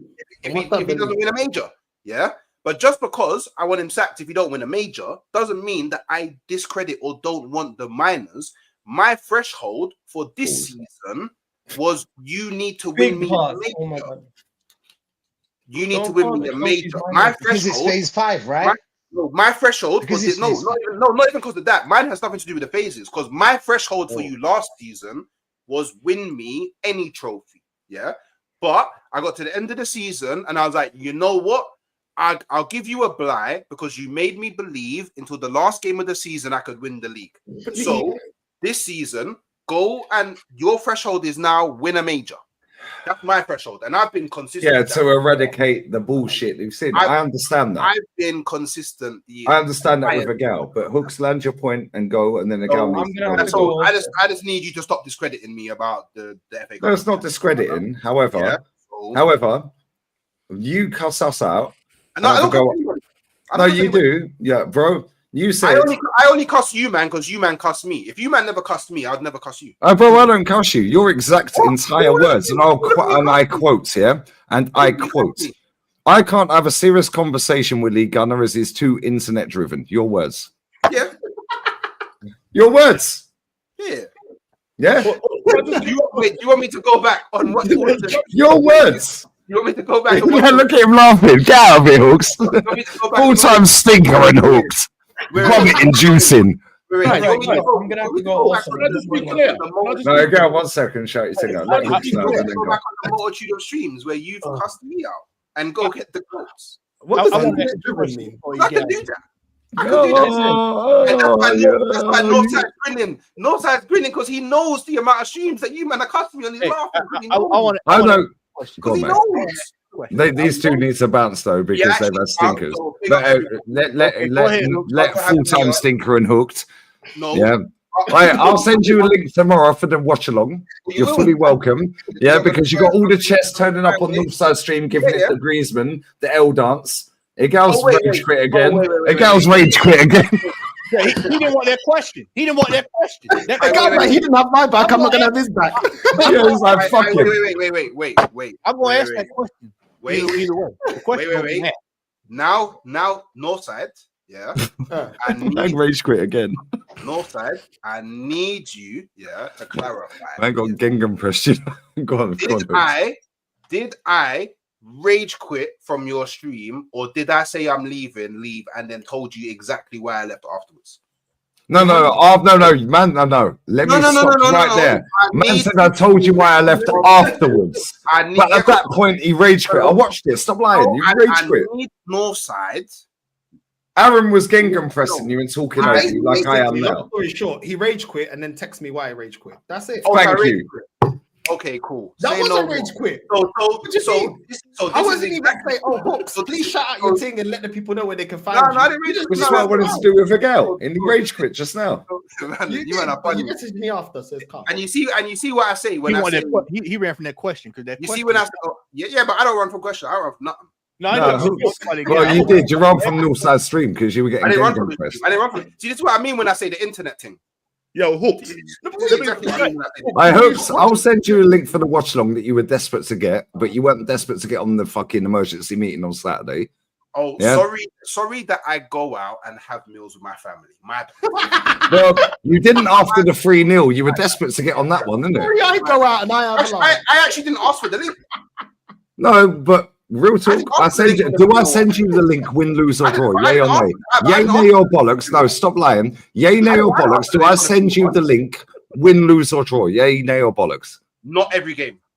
Yes, I do. Not every game. I can go through my. I can go. This guy, bruv. Not every game, that brother. Y'all be on that argue. Not every game. Really? Not every game. I need to Really? ask a question.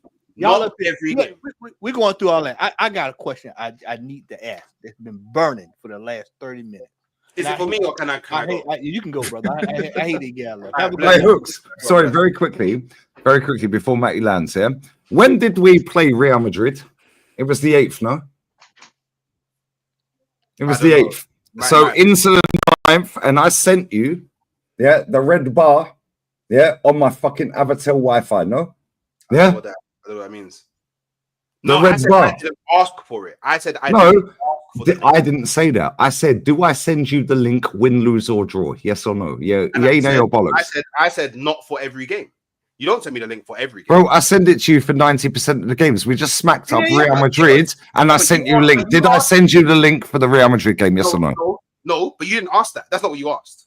Did I send you the link for the Real Madrid game? Yeah, you did for the Real Thank Madrid. you. Did I send you the link for Brentford? For Brentford? No. Yep. You asked me. I said I couldn't come. Oh, yeah. Sorry, I'm out for a family meal. Yeah. Yeah. So Okay. you didn't send me the link, did you? You didn't send me the link. No, because I asked you first. There you go. So not every game you send me the link. It's been proven right there and then. I love people, love having me on. I appreciate every time. Big This up guy, all of you, man. man. Make Get sure you out of it, subscribe, man. everybody. Make sure you're liking the Right, thing. make sure you turn up tomorrow. And if your manager bottles it, yeah? Cool. I'll be here. Don't worry. Yeah, Our you better be doing the old dance tomorrow like Grizz, yeah? Our manager. Our manager. No, it's not my manager, mate. He's shit. Our. We'll clip that. See, Rage quits. Go on, mate. The question I wanted to ask is, They bottled it. I keep Yeah, I hearing want- this reference to league position, but when I look at this table over here, I'm looking at this right now. Nobody, I know I'm getting no one for to go with this. Nobody wants to have this discussion, but we're gonna have it anyway. Yep. Because this discussion needs to be had. What did we do this past weekend? We did what? We dropped points, right? We dropped a lot of points. gagging.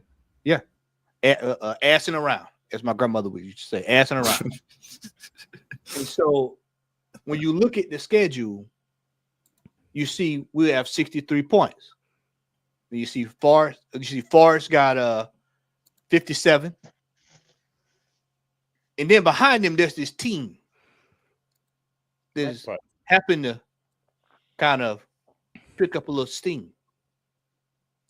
They were going into the weekend outside the top 4. Who's that, matey? Sorry. Who's that? The team that whooped our ass in the Carabao Cup. Okay, Newcastle. Yeah, with a game in hand, though. With the which game plays tomorrow. in hand. Now, for those who religiously watch this YouTube channel, you would have heard me say several times, 6 points one way equals 6 points another way. If we drop 6 points and they pick up 6 points, they are coming above us. Mm-hmm. They have a game in hand. So all of this talk about we finishing second, we're finishing second, we finishing this, we finishing that. This season is far from over for us. And we could very well look like fools going down the 5th. We're playing down the last game of the season, Matty, as well. Yeah, it could very well come down to the last game of the season. And this is what this fan base isn't noticed because they're so fixated with the game tomorrow. The game tomorrow night is the end all be all for a lot of this fan base. But for me, it's just another game because you still got to win a damn trophy. Nobody's having that discussion about winning the trophy. The trophy for a lot of them folks tomorrow night is to beat Madrid. Hell, I've seen us beat Madrid. Shit, I've seen that story before. I've seen that. That's old news to me. That's old news to me. We beat Madrid. That's Galactico Madrid, by the way. Yeah, we beat proper Madrid. With injuries. With injuries. With injuries. So for me, you move to the next round. PSG just exercised the ghost, whether people not know it or not. They actually got past a team that was coming back. They've struggled with that for the last 2 or 3 seasons. Now for all of this talk about it's PSG, PSG has a hell of a lot of experience in the latter stages of the Champions League in the last 10 years. They've been to a final. They've been to a final, correct. And so for us, this is uncharted territory. We got, and I kept going. I want to keep going back to it. Madrid had 3 clear-cut opportunities in the first 15 minutes of the game. One was in the first 5. And you're telling me tomorrow night, don't worry about a damn thing. It's gonna be okay. Hey man, Kivio's gonna turn into Maldini. Everybody's gonna go. I love why Calafiori's got a new tattoo though, mate. He's back. All of this. This fan base is diluted, and they latch is as you stated. They go straight to the last result. Thank you. See, they're bypassing this past weekend, and they hot past this weekend. We're over back to last week against Madrid. Well, let's talk about this weekend. 10 men with no red cards. And then we're going into a game against Madrid tomorrow night, 3-0. With players that could probably get put on a red card. 10 men with no. I've watched football for a very. How many long times do you see that, mate? Norms, Rashid, Cole, Shane. How many times do we see a team go down to 10 men? You see it maybe once in a season if you're lucky, with no red card. Once in a season. Rarely. What I'm trying to get people to see is that this manager has problems coaching when it gets tight. So tomorrow night, the game is starting tight out the gate. When you look up and they see that white all the way across, man said criticizing that manager for using 5 subs. Bro, the first sub of the fucking lot should have been Jorginho in the first place. Taylor, hold on, Lee. Taylor, you damn bring him back up there, Lee. Bring him back. I'll bring him back up. You damn right off for the criticize him. Only a fool would take out 3 players at one time. 3 players. By the way, all 3 of them are doing all right. It completely upset the balance of the team. Listen, it was a meaningless game. Yeah. How many times have you seen that guy do 3 subs at the same time? All the times. Rarely. All the times when we've asked him to make a sub at 70, 60 minutes or something, take off Sacco, whatever. He doesn't. He plays them till the 90th minute, or he makes a sub at the 75th, 80th minute. 1 sub sometimes. You've got a meaningless game, and he makes 3 subs. Do you know what pisses me off? Is that they only care about beating Madrid and getting to that semi-final because it's a win-win for them. Because at the end of the year, when we tell them, what did your manager do? They'll be like, well, there's progress. We got to the semi-final this time. We beat Real Madrid. Do you know what I'm saying? So they're going to run with that another 2 years. And we're going to be here telling them, listen, guys, even if we did beat Madrid, like we said, we just enjoy that night. You know what I'm saying? Everybody gets happy. And then what? Then after that, what? If we beat PSG, let's go win this thing. If we don't win this thing, bro, what are we doing here? Phase 5. I've seen Klopp win it in 3 years. Do you know what I'm saying? I've seen Klopp win it in 3 years. Oh, he got it to a final in the second full season. Yeah. He qualified in his first full season and lost the first final. Carry us through the bag. Yeah. First full season, he qualified. Second full season, final. Third full season, final again. LA. Following season, won the league. Whilst in the title race. Yeah. And that's the thing, Rashid. I was saying that on Aaron's thing that, and I think Christian might have even said it to Lee around the same time when he said, I care about second place.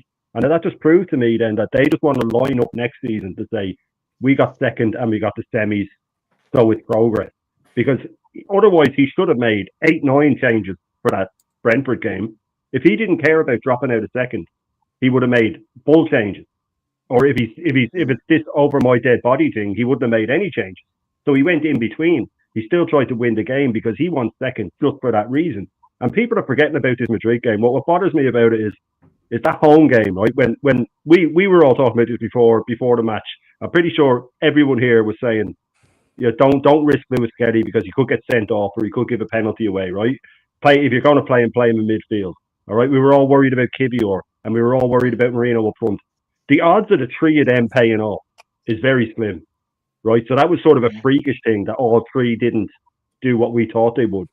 Then you add in that the 2 free kicks are out of this world, that they're not regular things that happen. 2 free kicks. And do we score that third goal without scoring them free kicks? Thank you. We don't know. know. I mean.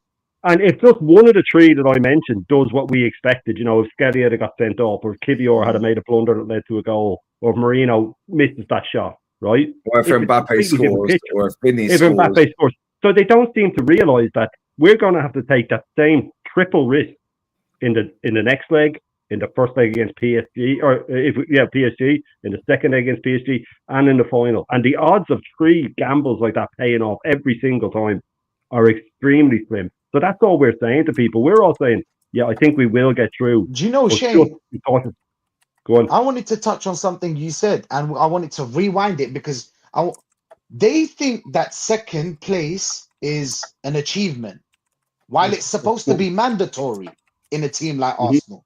You go into that team, second place is mandatory. If you get second place, we're not going to say, oh, well done, especially with the money spent. And people just forget so quick. Arsenal fans just forget so quick. 20 minutes in the game, like Matty said, they had 3 chances. Kivior had a terrible 20 minute.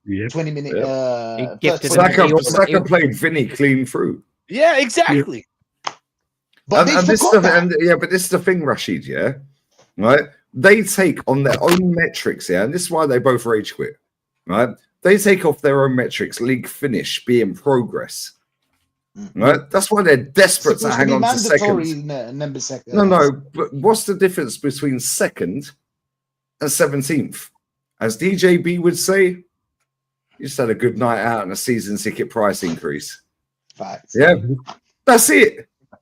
You got Champions League. Well done. We didn't win it, bruv. So now you qualify for another competition you didn't win. Europa League you didn't win. Yeah, Conference League, you didn't win. We ain't been in that. However, they don't understand the metrics of a fucking game of sports, bruv. You play each other to see who's the best. Yeah, there is no progress unless it results in trophies. Yeah, 2nd, 5th, 8th, no cunt cares, bruv. Yeah, did you win the major honor? No. Oh, so you lost then. Now you reset and start on 0. Yeah. But progress, and this is where Sky Sports, the brainwashing, BT, TNT, whatever they called now, Talk Sport, all this bullshit, yeah? Bro, they're so desperate to stay second, I swear, on their very own metrics, yeah? If you do not win a trophy, but you finish second, they'll dismiss Man United's 2 trophies in the last 2 years, where they finished 3rd and 8th. Yeah? But they'll gas up second, winning nothing. Cool. You better finish second, mate. Yeah, you better finish second, and you better win that Champions League. Because if you don't, I'll give you another example. When we won the FA Cup in 2020 against Frank Lampard's Chelsea, yeah, we got lucky there was no VAR in that game. Yeah, otherwise Xhaka would have been sent off for a second yellow, not Kovacic. Let's be real. We got very lucky that Pulisic went clean through, pulled his hammy as he went clean through. Yeah, and Aubameyang just went, boom, see you later. Right? Okay. Now, Chelsea finished 4th. We didn't. We won the FA Cup. Oh, we won the trophy. So now you rate trophies. Now imagine flipping that the other way, yeah? We finish 4th and Lampard wins the cup. Don't matter. We've won that 13, 14 times, 13, whatever times already. Yeah, we got top 4. Yeah, cool. Win the Champions League then. Yeah, and if we don't, they're going to gas up first semi-final if we get through since 2008. And let me tell you right now, yeah, Betty Alameda hijo de puta por siempre, yeah? I swear down, Granny Lipoya. Yeah, Granny Lipoyas. Yeah, that squad that lost 4-1 to Man United with Tevez, Rooney, Ronaldo. Yeah, let me tell you right now, that squad we put out that night over them 2 legs and that season was younger than any fucking squad this geezer's ever managed. Our average age of our squad right now is 26.9 years old, borderline 27. What phase is Hansi Flick in then? Because his is bang on 24 years old. Hey Lee, what about hey Luis Enrique, a full-on rebuild over there at PSG. A full-on. That's a baby Barca. That's a baby Barca, you know. So baby Barca as well. Nunes, bro. Mendes at left back is basically Jordi Alba. Yeah, they got Vitinho, who's their fucking Xavi. Yeah, they got Fabian Ruiz, their Busquets. Yeah, they got fucking who's the other one? Mbappe for Messi. Messi's playing up front, but not really playing. Yeah, they got the MSN. Yeah, the front. Yeah, Kvaratskhelia. They're not as good, but he's building a baby Barca. Yeah, let's be real with it. What phase is he in? I got told Hansi Flick was washed. Cool. So if Hansi Flick's washed them, how the fuck, with the youngest squad, 24 years old, bang on the dot, bruv, with Casado injured, Bernabeu injured, fucking goalkeeper injured, to Stegen, by the way. Oh, Sheza, can you come out of fucking retirement, bruv? Yeah, man's giving away penalties. Yeah. Exactly. And man smokes more than I do. Yeah. Man's like this. He does. Man's like this. Yo. Cool. Yo, babes. Yo. Hansi Flick's called me. Should we move Barca? Fuck it, babes. I'm doing it anyway. Yeah. Man gives away penalties. He's getting sent off. Blah, blah, blah. That guy is one of the major reasons they are top of the league. Yeah. One of the major reasons they've qualified tonight. Some of the saves that guy has made this season have been fucking crazy. Same with Donnarumma. I don't rate Donnarumma. Yeah. The saves he made tonight won them that tie. Yeah. He is the weakest link in PSG. So what phase is Hansi Flick in when he's got a 17-year-old right winger? Yeah. He's got north side. Yeah. Brazilian. Yeah. North side. Switch him left wing. Boom. He was shit tonight. He's got Lewandowski, who we all thought was washed last season. He was about, 36? 35, 36, 37. Yeah, he's bagged 25, 26 fucking league goals. He's scored 40 goals this season. Yeah. Oh, but Mikel Arteta, after we get knocked out against Bayern, well, guys, we don't have the luxury, guys, of having a 30, 40 goal a season striker, guys. We'll go and fucking buy one then, you prick. Yeah. Now, not only that, Gavi's been out injured. Frankie de Jong can't stay fucking fit and deferred his wages. Yeah, they got a 17, 18-year-old centre-back who's been playing for 2 seasons. Kubasi, who's cold, by the way. Yeah, they got fucking Arejo, who's dog shit. Looks like he should be in the NBA rather than fucking playing in football. They got Kounde, who's played about 104 games in a row, who's dog shit and was dog shit at Sevilla. Yeah, he's made him look half competent. Yeah, Ferran Torres, scrub, comes off the bench, bags 9 times out of 10. Scored a hat-trick the other week. In fact, I think he scored 2 hat-tricks this week. Yeah, Fermin Lopez, how old's he? Yeah, what are we doing here? What phase is he in? Because he didn't inherit a world-class squad. Yeah, they signed one player, Danny Olmo. He's been injured most of the season. Yeah, what phase is he in? They've already won a trophy. They're top of the league by 4 points. Champions League semi and Copa del Rey final. Slapped up Real Madrid twice, 9-2 on AG over the 2 games. What phase is he in? But we're told, it takes time, guys. Yeah, it takes time. Hey, it takes time. Bro, that motherfucker won a 6, sextuple at fucking Bayern, yeah? And I swear down he's on course to do the same at Barca. First season. It takes 6 years. You draw against Brentford with 10 men and no red cards. And Arsenal will tweet out a hard-fought draw in N5. Yeah, hard-fought draw. And this is what I keep saying. It's like everybody keeps, you heard Gallagher, we'll slap up PSG. You think PSG ain't forgot about when we played them earlier this year? You think they marked that down on the calendar, hoping that we get through? You don't think about that? A full-fledged PSG team who took the sword to Aston Villa? What happened the last time we played Aston Villa, y'all? What happened the last time we played Aston Villa? 2-2. And how many minutes did it take for them to come back? Bang bang. Oh, just like that. So you go take that going into tomorrow's game too. By the way, see, people don't want to have these discussions because it requires you to have to look around. You know, there was an old gospel song we used to listen to over here. It was called "Sweep Around Your Own Front Door." Before you sweep I know around that tune. Mate, you're fucking hilarious. I swear to God, this so guy's hilarious. When you look and you worry about what everybody else is doing, you need to look at what we've done historically this season. How many times? I wanted to ask this question. How many times have we dropped points from a losing position this year? How many times have we dropped points from a losing position, from a winning position? Winning position. 8 times. So no, is it 8 times? 16 points. 8 times. 16 yeah, points. 8 times.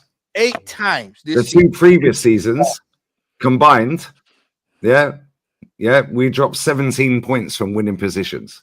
This season, we dropped 16 points alone. There you go. Apparently, that's not regression, Lee. Yeah, but don't worry, guys. Guys, we're all eggs in the Champions League basket. We'll fucking win it then. What? We created many situations, guys. Hence why the title of your show. Hence why the cautiousness, because we know the history of what. No, I swear, it looks like you're putting your fucking head. That's fucking hilarious. I always think that. I always think that when he's doing it, that he's like. It looks like he's doing it. God knows, carry on. Sorry. Yeah. It looks like he's actually doing it. I'll get the super chats in a minute, guys. Bless up to everyone who's put one in. Make sure you follow all the guys. Pin comment. Yeah, pin comment, guys. History of the Arsenal. Yeah. When it comes to those special moments where we're meant to get it over the line, that's what I'm saying. It's a mental thing. That's why you have to worry about when they go to the Bernabeu, how they're going to cope with this. A lot of these guys have never played in this situation, and that's why why they think that we're saying that we're writing off Arsenal and whatever. Not, we're just saying let's be cautious and let's not get beyond ourselves. That's all we're saying. And I don't know why. What if Partey doesn't play? Because I'd be worried. The only thing worse than that, Rashid, is if he plays him injured. Yeah, you go. Yeah, you go. He said he's got a niggle. And he will play him injured. He will play him injured. What if Saka goes out there and pulls a hammy the first couple of minutes of the game? What if Skelly gets sent off? Yeah. See, the thing with the first leg is everything that had to fall into place fell into place. I mean, for us and the stuff that they had to mess up, every single little thing fell into place. You know what I mean? So to win something like that, you need every little thing to fall into place. So is that going to happen again? Is Skelly it's going to be a different atmosphere? Is he going to get caught out by someone in the 10th minute and lash out? Or is Kivior going to have another good game? Or is Marino going to have another good game? They don't seem to see. And you know, I just want to go back to that thing, and I'll leave it at that, about finishing second. I'll always finish in second. Between the 97-98 season and the 2004-2005 season, we finished either first or second, right? Every single year, which in either first or second every single year. Does anyone care about the ones where we finished second? Nope. Nobody cares about the ones we finished second. We care about 97-98 when we did the double. We care about when we did the double again. But you can build on that though, Shane. You can build on that though. Like if, for example, if we finished second in phase 2 or 3, maybe you could build on that. That's how I see it. Yeah, but Rashid, there's no phases. That's the point. There's no phases, brother. There is no phases. You win or you lose. Imagine Martin Keown sits there chatting shit every day, on BT Sport or TNC, Talk Sport. Oh, well, Simon Jordan. But bro, imagine he walks in the dressing room and says to TT, Vieira, and all these man them, don't worry. Yeah, we couldn't compete. We had loads of injuries, mate. They fucking punch him up, bruv. Tony Adams and all them, man. Steve Bold, they weigh him in, bruv. Yeah, but now he's sitting there as one of the fucking voices of our club, chatting shit about, unprecedented circumstances. Our manager sits there lying in every press conference. Ben White's not featured all season. Lies. He played the first 3 months. Injured. With injury that you forced him to play when you told us 3 months later he needed knee surgery from August. So why'd you play him? Why? Because you were waiting for Timbers to come back. Yeah, so why didn't you put... Tommy... sorry. So why didn't you put Tierney on the right then? Why didn't you put Saliba on the right? Why didn't you put somebody on the right? Thomas Partey, you love him on the right? Yeah, the guy's a fucking liar, bruv, and he's been winging it. Our captain's a liar and been winging it, yeah? And this fan base moved the gateposts and goalposts, yeah? When and if we do not win, and I hope we do, please win the Champions League.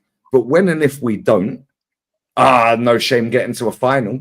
Yeah. Yeah. No shame losing to Barca or a Bayern. Yeah. No shame getting to a semi. Look how far he's brought us. He's brought us from photo glimpse. Ready in the holster. They have it ready in the holster. Languishing in 8th. So on their own very metrics, they take league finish as progression. They dismissed the cups, which is why I asked both of them, and they both bottled it and left. Yeah. So you want the majors? Cool. So if you want the majors, take away the fucking minors, pools. Yeah. Where are we sitting in English football then? Because you count Arsenal as fucking great and better than everyone. Yeah. But they'll take this as, well, it's the first quarter final in years. Whatever, mate. Yeah. It's the first semi-final since 08. Whatever. It's the first final since 06. They said in May of the year before last. Win a trophy or fucking sack him. It was the best team that we've ever seen. The best City team we've ever seen. We couldn't do anything with that. Then the year after they said, oh man, it was the best Pep team. We're competing against Pep. We're competing against Pep. Then this year, when Pep falls away, well, these damn referees, man. Injuries. I tell you what, we're competing against PGOL. Mate, they said a gal said earlier on stream when me, Potts, and Sam, he sat there earlier, right? And he sat there, I swear down there, and he's giving it, well, fucking, I don't want to blame refs and this and that and injuries and this You've been doing it all year. Doing it all season. Oh yeah. They've made it all season. They've got super chats off that. And then soon as I spun it back on him and said, cool. Yeah. Oh, but you're twisting it on me. Can we talk about Madrid now? Why? Yeah, he was talking about the phases. I played the clip at the very start. North, I sent you the clip here, the 3-minute clip here, where he's waffling about fucking, this and that. Yeah. What are you doing, bruv? Yeah, because what? So you're explaining the phases. So on a slot that you didn't rate, you said Klopp would go, as soon as he goes, they go backwards. Most of us did, to be fair. Yeah. Didn't inherit a world-class squad. Aging squad. Finished below us twice. And if anyone other than Man City wins it, then it's Arteta. But now it's, David Coote. Because he was sniffing and doing, and he called Klopp. But now PGMOL. Cool. Well, at the weekend, when fucking Ward Prowse handballed it in the penalty box, why haven't Flowers done a whole hate campaign against PGMOL? Because Van Dijk went for a header, didn't win the header. Ward Prowse handballed it. You want consistency unless it's not Arsenal. Where was it when Brentford should have had 2 penalties against Chelsea this season a couple of weeks back, 6-7 weeks back? 2 blatant penalties, bro. I did the watch along. Blatant. Didn't see nothing. Tarkovsky, red card. Flowers himself, my chat told me, that handball from Ward Prowse at the weekend, somebody pressed him on it in his chat, He went, I never watched the game, so I can't comment on it. Oh, really? You don't watch any of the fucking games, mate? You just go off of what's trending on Twitter? Like, what are we doing? Manager saying, I didn't see it. Bro, come on. Bro, this facade needs to end. And this manager has been lying, cheating, and stealing. Yeah, the fucking captain has as well. Yeah, and these fans are so shook at Real Madrid. They're crying about the PR that Real Madrid do every day, by the way. Yeah. I've never seen PR like it. They do it every day, mate. We watch Real Madrid. They are doing it because they know they have seen the failures of this manager over the last 4 or 5 years. Mate, they do it every week. Let's be real. They know this manager deep in their psyche. They know this manager has a problem when it's time to shit or get off the pot. Pressure is a privilege.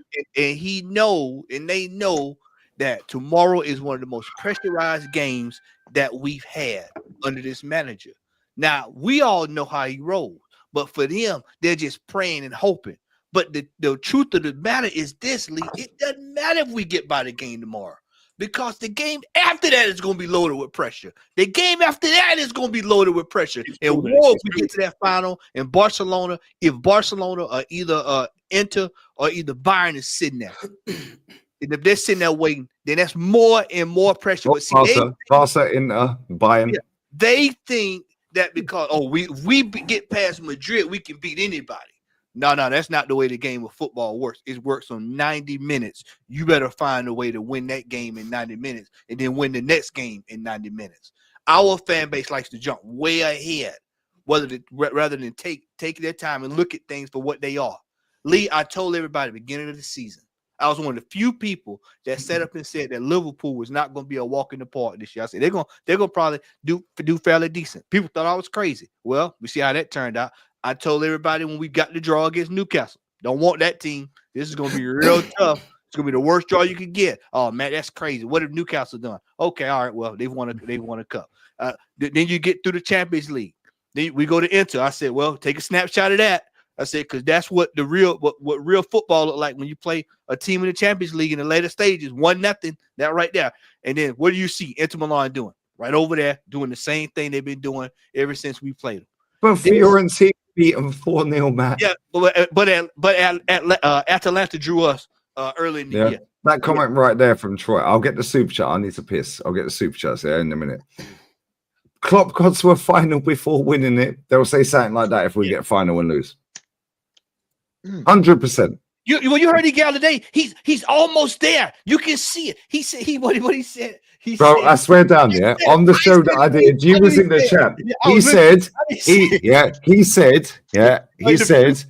said he is a world-class manager, in the future.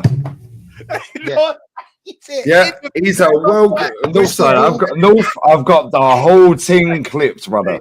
He went and got the Infinity Stones. He went over there. He seen what's going to happen. He came back. He said, that's why I was like, in the future. So on that basis, Unai Emery took Aston Villa from relegation to Champions League. Nearly fucking got semi. He's in a semi. Nuno got a points deduction, saved them from relegation. Now he's on the cusp of Champions League and a semi. And Eddie Howe. He's already won a trophy, been 2 finals, qualified for champs first full season, and he's in the champs position. Okay, cool. So he's world class then on your metrics. Hey, Lee. They all inherited a world class. Oh, they didn't. They inherited more from us than he did. When he asked the question, when he said world class, when he said he's world class in the future, you should have asked him for what team, because he damn sure shouldn't be at Arsenal. You should have asked what team was he going to be world class at? Because Saudi damn sure ain't going to be here. Let's suck his ass real quick, bro. Trust me. I'm going for a piss. I'll be back. I will get the super chats, guys. Some have been sat there for time. 1,500 inside, North. Go on, Les. It's just with the PR. A few people are putting it up there. They're giving it about the Madrid PR. Our PR is one of the most blatantly outrageous PRs that I've ever seen, man. They're forever bringing out new merch. They're forever, what's Arteta holding up a light bulb? I mean, that's PR. All that whole show was PR. Having the cameras in for all season is PR. Madrid, again, they burned the right to put up PR. And the thing is, when I've mentioned this before, it's got nothing to do with the PR, but it was mentioned earlier, and I wanted to get it out. They're enjoying the journey. When the top gooners use the 8/8 5th second thing, for progress, I don't see that. I see. Right, the season we finished 5th, we were 8 points clear in Champions League position with a few games left, and we bottled it, right? The first season we finished 2nd, we were 8 points clear and we bottled it. And then last season we lost away to Villa and we bottled it. So I don't see 5th, 2nd. I see we should have finished 4th, we should have finished 1st, we should have finished 1st. So to me, that's not progress. That's just proof that we are able to throw away massive leads every season under this manager. And to dismiss the FA Cup, it should be sacrilege for is generous, by the way. There's two parts. Well, there's it two parts. Didn't take Liverpool. Go on, Rashid. It didn't take Liverpool 2 years to get 4th, or 3 years, sorry, to get 4th. It took them 2 years. Actually, the first year. What am I saying? First full year. First year. Was it first full year? First full year. Sure. They got the Champions League. Do you know what I'm saying? And we're generous enough, because I was one of them that was generous enough to be like, hey, listen, you know what? If we get the 4th, maybe this is progress. We can build on this. Because I know what you guys said by winning FA Cup every year, and I hear that. But I would want to build on that. Do you know what I'm saying? I'm a kind of guy that of course, it was just a hypothetical thing though. Yeah, and just to talk about it because it But, was but interesting. we've just gone stagnant now, though, Rashid. It's just I wouldn't stagnant. want to stay stagnant. I would want to build on that. I would get the FA Cup, and then I would go for something more. And then whilst winning, we still win the FA Cups and we win the Carabao Cup. We try to win everything and still get because I think a Champions League place is mandatory. Should be mandatory for a team like Arsenal. When Arsenal top four is bare. It's not an Top four is achievement. bare minimum. It's not like I'm going to come to you and be like, oh, you know what? Thank you very much for getting us second place. No. Second place is not something you get tapped on the shoulder for. Do you know what I'm saying? No, it's not 3 seasons in a row, especially. And I would like to build on that. Like, for example, I mean, you guys have been generous enough to say that if he won the Carabao Cup, he deserves another year. Yeah. I think he should be. It's a trophy. I would allow him if it was the Carabao Cup and the FA Cup. You need to pay more. Do you know what I'm saying? Argos card, bro. You don't get the full payment. We take payment with interest. No. Don't work like that. Do you know what I'm saying? It's year after year, based on year, obviously. I just wanted to touch on that. No, I get that. It was a very interesting point. We were saying the Carabao Cup though, just because we're so starved for a tournament. But Carl, you were talking about our proud history in the FA Cup there earlier, weren't you? 14 FA Cups. Yeah, I was. Most out of any English team in history of the FA Cup. That's a feather in our cap. But the thing is, here's the thing I'll say. First of all, the PR of Arsenal is, I hate to use this term of phrase because it's such a buzzword, but it's cringe. Cringe is the word I would describe our PR, right? And secondly, the likes of Vigao and Hooks, not pinning those two, but, those are on the other side of the fence, just want to dismiss all the, I'll use a PC word, little trophies, shall we say, according to them. They want to dismiss all that. I guarantee you this, though. We made a final out of one of those two, they wouldn't be dismissing it, would they? I'll use a term of phrase that Deji Spurs would use, shaking their bums in the final to actually try and win a trophy. That's what they will do. They would dismiss it in the short term, but if they get to the final, they'll be all over it like a fucking wasp on a pile of shit. Flies on shit, sorry. They would be. Fan base, yeah. The problem is with this fan base. Final day. Cups, yeah. Oh, sorry. Go ahead. But the thing with FA Cups, yeah. The thing is with this fan base, yeah. You got after years and years and years of supporting this club, you realize that this fan base will hold on to anything. This is why I don't care about talking about FA Cup, because they will use that as a barometer to justify what this manager's done. Mm-hmm. And I don't think that's good enough. If we won an FA Cup, they'd be like, oh, but we won another FA Cup, give him some more years. It's like they'll take the pressure away from delivering the big trophies because he's won the FA Cup. Yeah. And I like all the trophies in it. Like, I want all the trophies. But at the same time, of course, there's certain trophies I want over others. Of course, I want a Premier League over a FA Cup and a Carabao Cup. Do you know what I mean? But the problem is with this fan base is they'll use anything positive, yeah, to dismiss the real pressure and demands of this club. Yep. So when Wenger was winning FA Cups, but we win the FA Cups, with the kings of the FA Cup. No, Wenger, you should be winning major honours. The same with this manager. Comes in, wins the FA Cup. Oh, he doesn't have to win anything anymore because he won an FA Cup. So he gets 2-3 years of not having to win anything because he won an FA Cup. And this is the double-edged sword with this club. It's the same with the first game against Real Madrid. We won that game and it's great.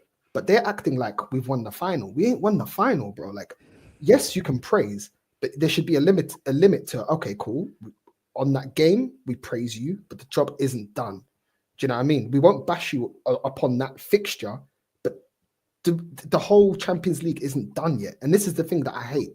When we got top four, they started justifying, oh, but we got Champions League football, as if we don't have to go on to demand more. Get the players. To win the Premier League, to win the Champions League. When we win FA Cup, oh, but, look at what he's done. He won an FA Cup. What did Emery do? You know what I'm saying? This and that. Oh, we ain't won it in a while. And that's why, I don't overpraise this club, because they look at winning a trophy as, okay, we don't have to win for a while, or that we don't have to push for higher, or we can't demand next year because look at what you did the previous year. It's like, why can't we consistently win major honors? Why can't we consistently compete properly for major honors? Why can't we push and say, okay, we won a Premier League, we won a Champions League next season? Why is it that we can't go back-to-back winners? We've never been back-to-back Premier League winners. You know what I'm saying? Why can't we go be back-to-back Premier League winners? It's always stopping at the first thing that shows. As soon as the fan base have something where they feel like they can't be clowned, or they don't have to, they think they can alleviate pressure, they will choose that. Right, let's not demand anymore. Let's not ask for anymore. You look at what we've got. You know, we're in the top 4. Let's not push on and have any more. This is why I don't sit here and start saying, oh yeah, if he wins another cup, if Arteta wins another cup, let's believe under this fan base, they'll say give him another 2 years, he wouldn't have to win fucking jack shit. Because he won us the FA Cup and he got us in the Champions League. Nah, I want to dominate. Like even the best years that I was supporting Arsenal, the best years I can remember, we never defended the Premier League. And we wasn't dominating the Prem. I want to dominate. I want to win. I want to go on and win other trophies, bigger trophies that we haven't won. And that's the thing. This club, this fan base love to settle at, oh, we're not Banter FC. That's the level that they like, just below Banter FC. And they're comfortable within that void, that universe of we're not Banter FC. But not being Banter FC, eventually you're going to drop down to Banter FC. If you don't progress and push for more, eventually you join the pack. You know what I mean? Tottenham with Pochettino. We've seen Liverpool as well. Obviously, Liverpool bounced back because they've got good recruitment and they've got a decent ownership, not world class, but decent ownership that appoint the right manager and the right sporting director and get the right players in. But they didn't address their midfield. They dropped. When you don't keep improving and demanding more, you eventually become the pack. This is why we was going toe to toe with, going up against Man City when it was Liverpool before that, going toe to toe against Man City for the title, because they became complacent. This fan base loved to become complacent, and that is why I never stopped demanding more, because this whole thing about but let's just be happy and all this, F all of that. We got complacent under Wenger, and that's why eventually we slipped out of the top 4. I don't want to just win an FA Cup. Yeah, I want to win major honors, and the reason I'm not personally dismissing the cups. What I'm saying is 5 years in a process, I'm not expecting FA Cup. I'm sorry. The amount of money and time and the whole way that we have not been able to criticize this manager and getting cussed every day online by speaking out about what we don't like about this manager, I expect more than an FA Cup 5 years down the line. And for me, it's not a good enough return. If this was phase 1 or 2, cool, you could kind of justify it. I don't like the manager, but you could say, okay, well, this is first 1 or 2 years. I never liked him anyway. But 5 years down the line, you're telling me FA Cup and then give him another year. So why do we need to spend 700 M's to win an FA Cup? Wenger was doing it with less. Eddie Howe. So did Klopp. Eddie Howe's won it with less. So how's that a good return for the hype and the protection of this ownership and this project? Not good enough for me, bro. I'm not having an FA Cup or Carabao Cup and keep this manager in the job. Sorry, you can go, bro. There's managers that can do it for less, and there's managers that can bring major major trophies with the money that you spent and the time that's been given. Not good enough. What about both? I don't care. I'll take both. I'll take the trophies. I'll always take them. And I'll say, go. You need to leave. No. As in, I'll take the Carabao Cup and the FA Cup, and then I'll think about giving him another 1.5 years or something. Do you know what I'm saying? No extensions. No extensions, bro. This ain't Brazilian weave, bro. This ain't Brazilian weave. That I'll agree with. That I'll agree with. If he's got to, if he wins the FA Cup, and he's still got 2 years left on his deal. Fine, you stay, but we're not giving you an extension. We need more. No, as in, sorry, he has an extension. As in, just let him. I think you meant Rashid, just don't fire him. Didn't you? Don't fire him. Don't fire him. That's what I meant. Don't fire him. I can't fire him. Just stick him on probation. Carabao Cup and FA Cup, you wouldn't think about not firing him. Me personally, you're ruthless, bro. Trust me, it's the only way. Let me grab these super chats real quick. Yeah, before I get that. Man said, if you sack Arteta, who would you get instead? Bro, it don't matter who I mention. Everyone would dismiss it. Hansi Flick. Oh, what did he do with Germany? Was it that? Oh, he don't want to come to England. He don't learn English. Okay, cool. What about Conte? Oh, no. What did he do at Tottenham? Schooled your manager for top 4. Ancelotti. Oh, he's washed. Schooled your manager home and away. Was top of the league in December. Yeah, finished 3 points around him. That's Everton. Oh, but what did he do at Napoli? Nobody cares. No, real talk. Like, honestly, mate, yeah. Who's realistic? We'll go and get Grand Passate manager, mate. How about that? It worked with Wenger, innit? Bro, yeah, go and get Millwall manager. Amorim wasn't realistic, no? We could have got Slot if he was realistic. He who's Millwall manager? Go and get him. It worked with George Graham. Yeah, go and get Bolton manager. It worked with Bruce Rioch, Sam Bergkamp. Man said, please, Hooks, don't go missing if we lose. Bro, T. Dot. Bless up, brother. He's on the watch along. Don't worry about that. Yeah, he's on the watch along. Big up to Bongo. Tune in on the channel tomorrow, lads. We're smoking that Arsenal remontada pack. Madrid winning 5-1. You heard it here first. There you go. Bongo's confident. Big up, Dow. Don't forget, Mbappe scored a hat-trick in the World Cup final. Thank you. They dismissed that, bruv, because he didn't win it. Didn't win it. So it don't matter. That's how they only go off of the current season, yeah, or the current last 90 minutes. That's it. Cool. They forget track records. Yeah, they forget all the history. Yeah, heritage. Cool. No drama. He better get through, mate. Big up Lawrence Emmanuel. Real Madrid were 2-0 down at half-time at home to Dortmund, came back 5-2. Bro, they were 2-0 down at Anfield and won 5-2. Yeah, literally last season. 2-0 down at Anfield last season with Klopp as manager and spanked them 5-2. Yeah, at Anfield. We'll see. They're making a lot of noise, yeah, about this Champions League. If we don't win it, yeah, I like to see them backtrack and make it seem like, oh, it's not about winning, because you can't hype it when we're winning, yeah, and we're getting over the line against Real Madrid. And if we don't win it, you can't then dismiss it. So then, by that logic, yeah, he should be sacked because you're making a big deal out of it when it looks like we could win it. Yeah, but Madrid is shit. They're shit. Oh, they're rubbish. Oh, Camavinga's worse than Declan Rice. Bro, Camavinga's 22 years old and played nearly 180 games for Real Madrid. I say it again, Lee. I say it again, Lee. We get past Madrid and then we enter around, get our ass kicked by PSG. What's the excuse gonna be then? I want to hear what the excuse gonna be. See, he's more experienced. Yeah, Klopp lost his first final in the Champions League. Yeah, they'll use that, mate. Klopp lost his first final at Liverpool in the Champions League. Oh my God. Yeah, they're still using the Fergie argument. It took Fergie 6 years to win the major. Like, get out of here, man. It took Klopp 4 years. No, it didn't. Our aim was top four. He did it in his first full season. Back-to-back finals. He had won the Cup Cup with Aberdeen. He had credit in the bank. He had won the Cup Cup. What are they going to do? Who's the Atalanta manager? What's his name? Odegaard. Gasperini. Yeah. Oh, I get it in my chat. Yeah, every time they slap a team, would you say Gasperini? No.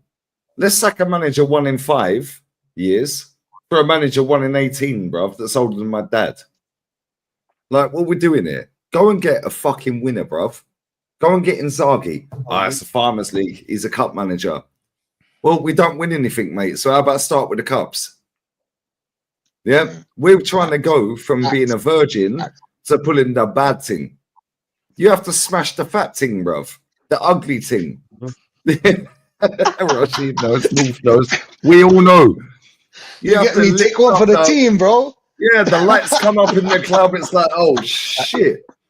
I've never had my pals have gone off with these. I've been blessed not to have them problems. Well, neither have I, to be fair, but I've seen them problems. Big up to everyone that takes one for the team, by the way. Big up to everyone that does, bro. You get me? He's a real one. No slow juice here, bro. No slow juice here. But we've all been there. We're our mates, not us. Yeah, we're our mate. The lights come up in the club, and it's like, yo, everyone's pulled in the group, innit? Shit. Yo, John's not pulled. Yo, Steve, or whoever the fuck it may be. He ain't pulled. Now he's searching around for the fat thing. yo, babes. Yo, baby girl. Yo, come on, let's go. Where is Trek? Yeah, looking like fucking some fat. Nah, get out of here, bruv. Like, you have to throw a bag of sand on this fun the wet pad. Hey,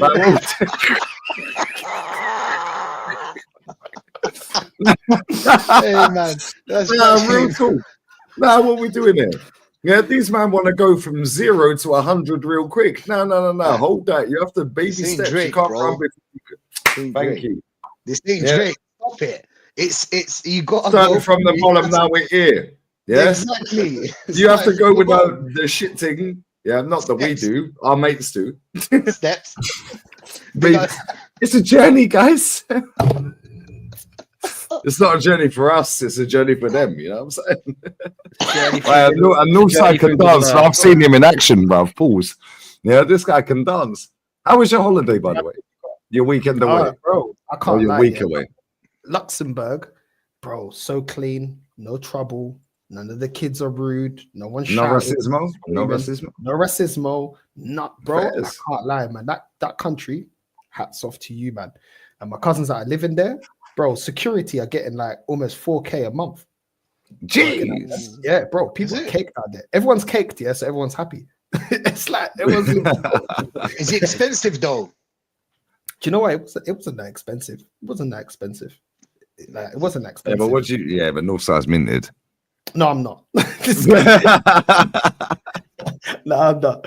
But yo, like people good out there. Like even like with housing, children, they got like loads of things. Like they do like free barbecues, free picnics, free this like on the government. Transport completely free. Train, tram, everything's brand new. Bus completely free. Well, you just jump on. You just jump on. Don't need to pay for anything. No trash in the street. No Wow. one screaming. Completely silent. Lee, you know where you live? Yeah, it's completely silent. It's like that across the What whole. did you say when you got here? He was like, Jolien said it as well. It's like, can you hear that? Big up to Yeah. Mason. And Jolien standing on my patio over there. It's like, can you hear that? I was like, what? He goes, peace and quiet. Northside turns up my gaff. He goes, no, I swear, Joe said that, yeah. Northside turns up my gaff. First time, he's like, oh, so fucking quiet. Why do you think I live here? It's like no one lives there, bro. But yeah, Luxembourg. Bro, I swear that it's fucking quiet, isn't it? I'm telling you, Luxembourg, I never knew that. My cousins moved from Portugal because Portugal's a flipping shithole at the moment. So yeah, they moved out of that and they've gone over there. And literally, one of my cousins, she's got her daughter, everything set up, school, everything. They pay like some of her rent, but what they do is they pay you to study. So she's getting paid to study and do all of this type of stuff. And then they pay you for your child keeping. So they pay you to elevate yourself. And then once you elevate yourself, they stop it. And then you're in a situation where you're earning really, really good money. And then my other cousin, he's bought a property out there now. He's only been there 5 years, bought a property. And bro, everyone's shining, man. Everyone's doing well out there. Like they don't want to go back to Portugal. They're like, bun Portugal. It's like they're gonna have to drag me out. Americans. They got Matty's mob. Yeah, it's full of Americans. They put the rent prices up. Fellas, I'm gonna get ready to scoot out of here. Lee, be here tomorrow for the showdown.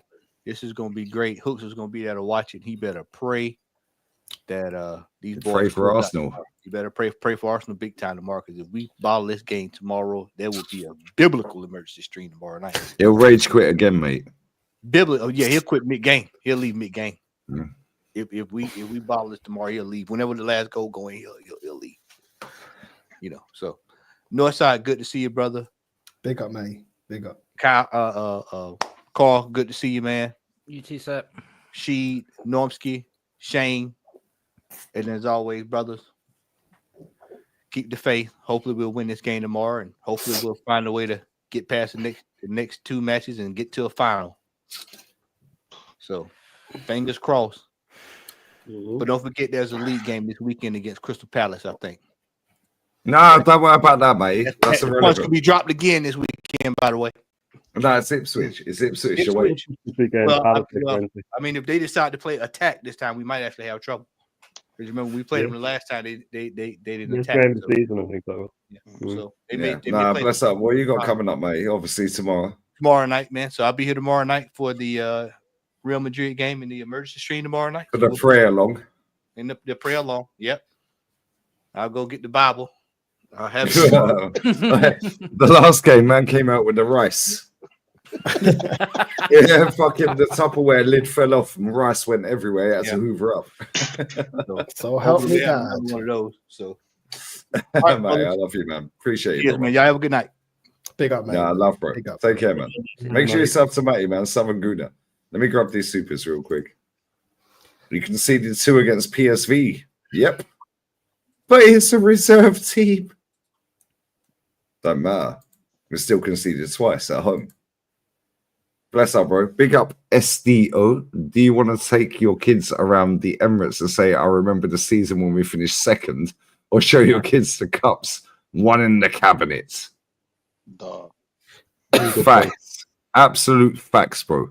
North took his wifey around the Emirates, and she was like, "Where's the trophies?" Yep, that's a true story. Yeah, went to Benfica. Wow. Yeah, that's after going to Benfica. She was not Yeah. impressed.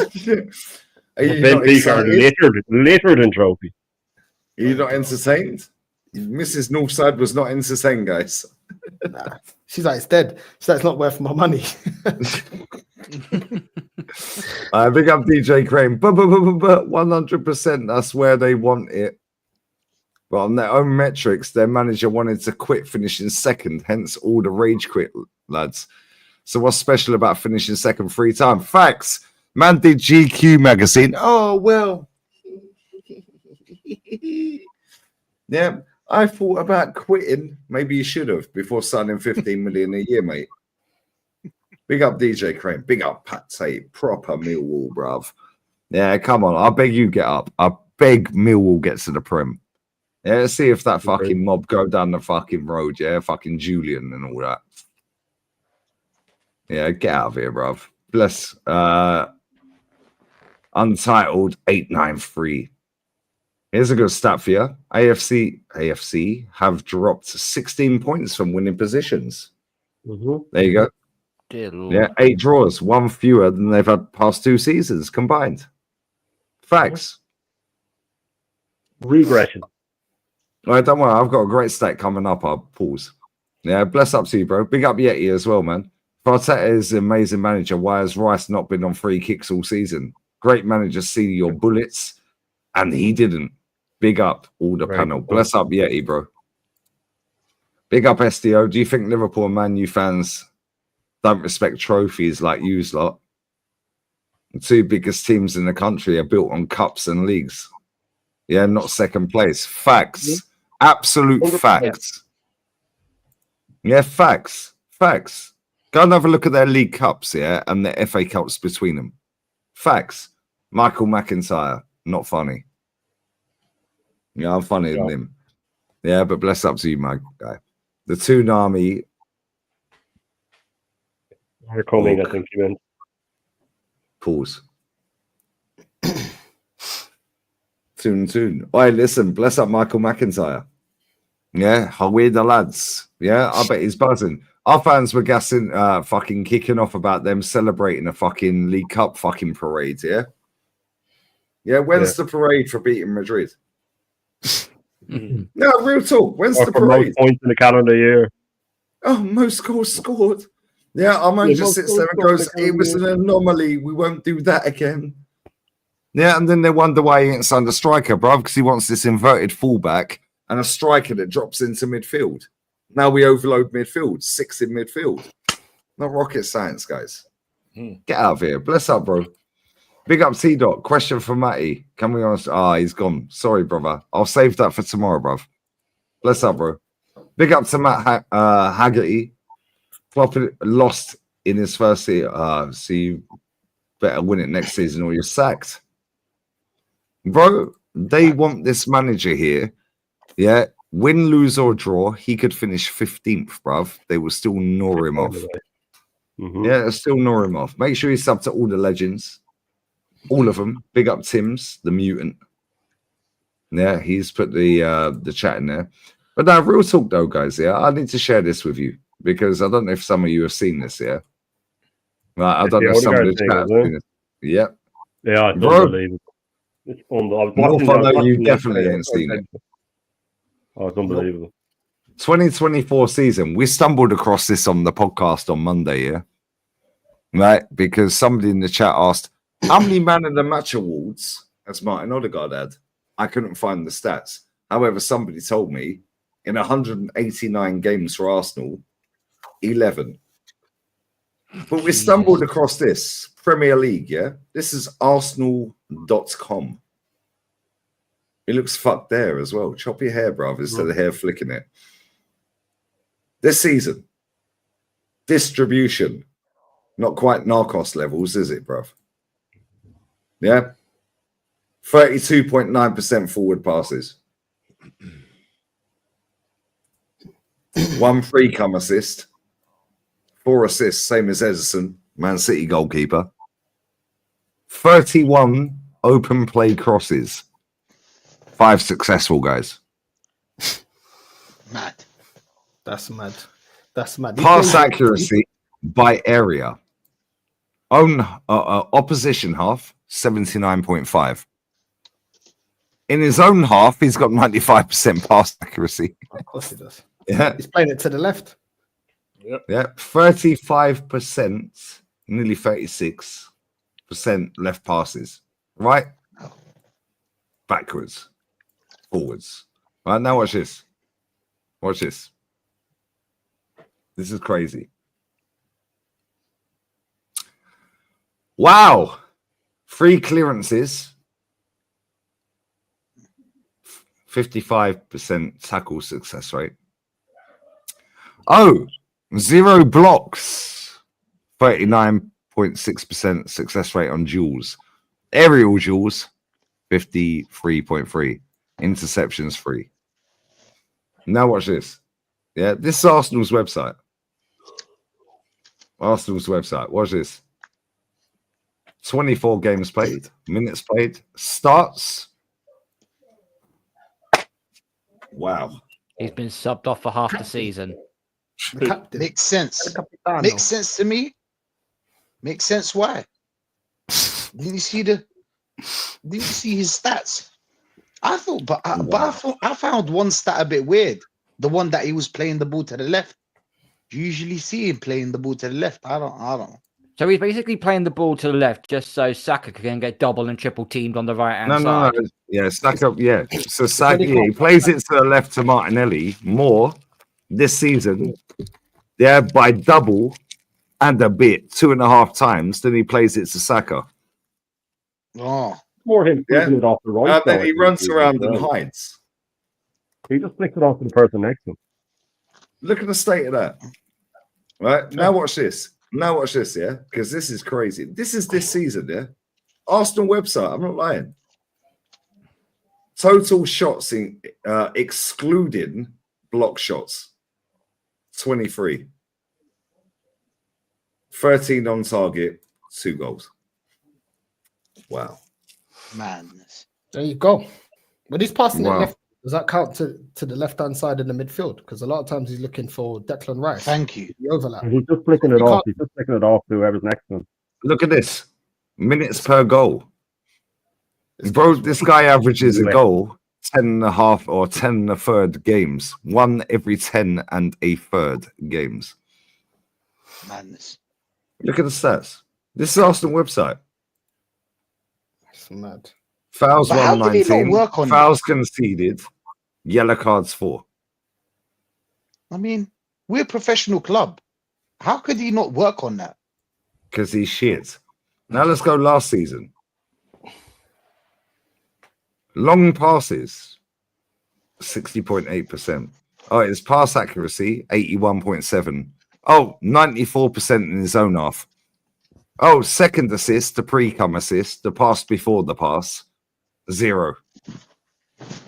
Oh, forward passes. Oh, shit. Oh, he keeps passing to the left, to the left, to the left. Everything you own in the box to the left. Yeah, what are we doing there?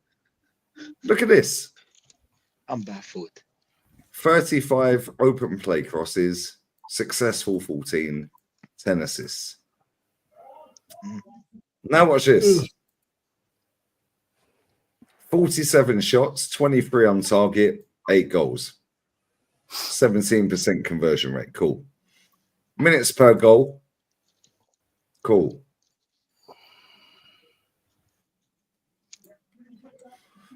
Goals outside the box, 1. Direct free kicks, 0. Right foot goals, none. Headed goals, other, none. Cool. Defense. 5 clearances. Tackles, success rate, 34.7. Duels, 44.5. Interceptions, 15. Look at this. Aerial duels, 25%.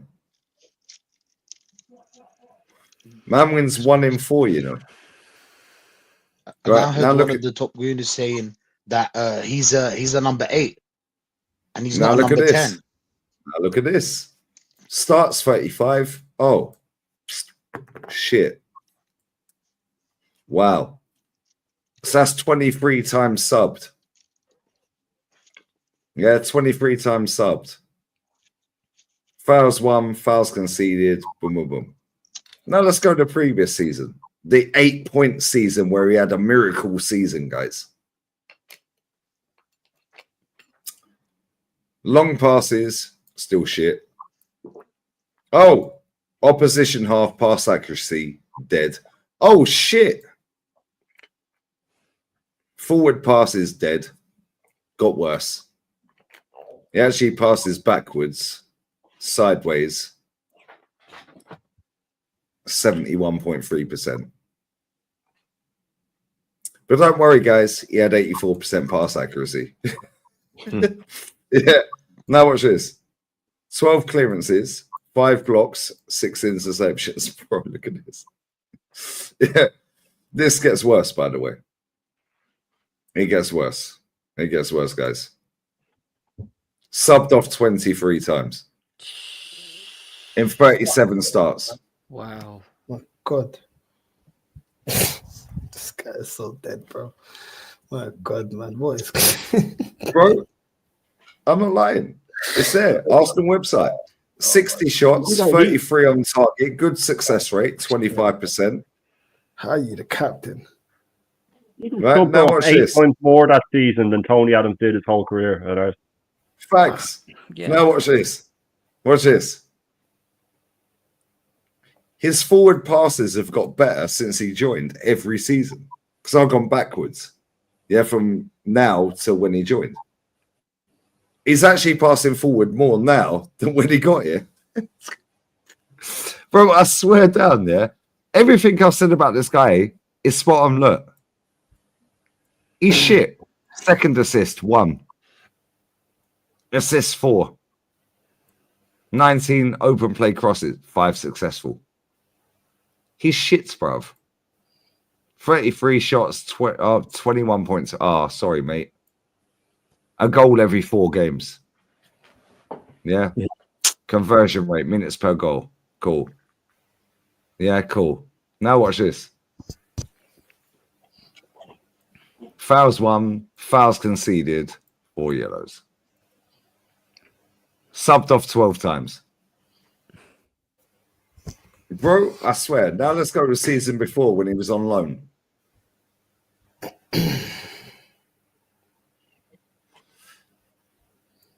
Worst pass forward rate. He actually passed backwards more than any other fucking angle. We signed this motherfucker up here. 6 open play crosses, 2 successful, 2 assists. No pre-come assists. 94.9% accuracy passing backwards. Yeah, cool. Cool. Now watch this. 6 shots, 3 on target, 1 goal. 16%. A goal every, 9 games? Yeah. 9 games, roughly. Yeah. Look at the state of his stats, bruv. Arsenal website has backed up everything I've said. Fouls won 9, fouls conceded, no yellows, no reds. Yeah. Watch this. Subbed off 5 times. Bro, this motherfucker has been subbed off 63 times. Yeah, this is Premier League, by the way. In 146 games, he has been subbed off 63 times. That's nearly 50%, bro. Yeah. The guy's shit. His long passes have progressively got worse. Yeah, real talk. Yeah, watch. Yeah. I think it's in the 60s or something. Yeah, watch. Yeah. Yes. Yeah. Now let's go season after. Yeah. The 8-point bottle job. 8-point bottle job. Statistically got worse. Yeah, statistically got worse, bro. Yeah, it's bullshit, bro. Look, every season, year on year. Watch this season. 60.8, yeah? 65. Okay, fairs. Yeah, bro. This motherfucker has one pre-cum assist all season. Right? Now let's go last season.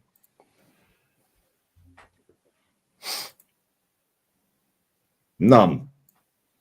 Oh, but he plays the pass before the goal, the assist. No, we don't. That's 1 in 2 years. Yeah, look at his pass forwards, by the way. All right, so let's go back, yeah? So one pre-cum assist. 32.9 as well. One pre-cum assist, yeah? Right? Last season, no pre-cum assists, 31.2. Yeah, the 8-point bottle job. Oh, one pre-cum assist, 28.7. Yeah, season before, bottle job top 4, 25.8. One pre-cum assist. Yeah, the season he was on loan. Oh, 22.6 forward. 0 pre-cum assist. Bro, everything I've said about this geezer, Arsenal website have confirmed. They've confirmed. Captain Pugwash would be more ideal than this guy. Jesus. Bro, he's shit. More hair flicks than fucking assists. Thank you. Nah, he's bullshit, bro. Listen, we're going to wrap in about 5-10 minutes here. But nah, honestly, man, I need to piss, bro. Yeah, I'll let you guys take the floor. Yeah, I'll get these supers. We'll wrap. Man said, I'm a boomer. I just use my eyes. Big up Yeti, bro. Big up Yeti again. Real Madrid are gutted. They let him go. Yay, Arsenal. Bro, he's shit. And everything I've said about this guy, yeah, Arsenal website have confirmed. Not all fans, but most fans care about league finish. That's why my club's finished. Amorim doesn't win the Europa League. I want him sacked. Bro, he should be sacked anyway. Big up Sam. He should be sacked anyway, bro. They're top. They got banged 4-1 at the weekend. Ruben Amorim. Ruben. Bro, get out of here, bro. You got banged 4-1. That's bullshit, bro. Big up Roberto Bash. Top goodness dismissing Kama, but what on their knees for him? Pause. When he had an Arsenal poster on his wall. Bro, guess what? He won a fucking trophy at Rennes as well. Yeah, he's won a trophy with his country, and he's won fucking 11 at Madrid. 22 years old, but Rice is better. Okay, cool. Played in the World Cup final. Yeah, bro, it's bullshit. I'm sick and tired of these people, man. Yeah, sick and tired of them. There you pull up Bruno. So I ain't got time for that now, bro. It's 2:30 in the morning. Yeah, but listen, I'm going for a piss. I'll let you guys take the floor. We'll do 10 minutes on bouncing. Love. Bless up everyone locked in. Sub to all the guys' channels. Let's go, guys. Bless. I'll be back.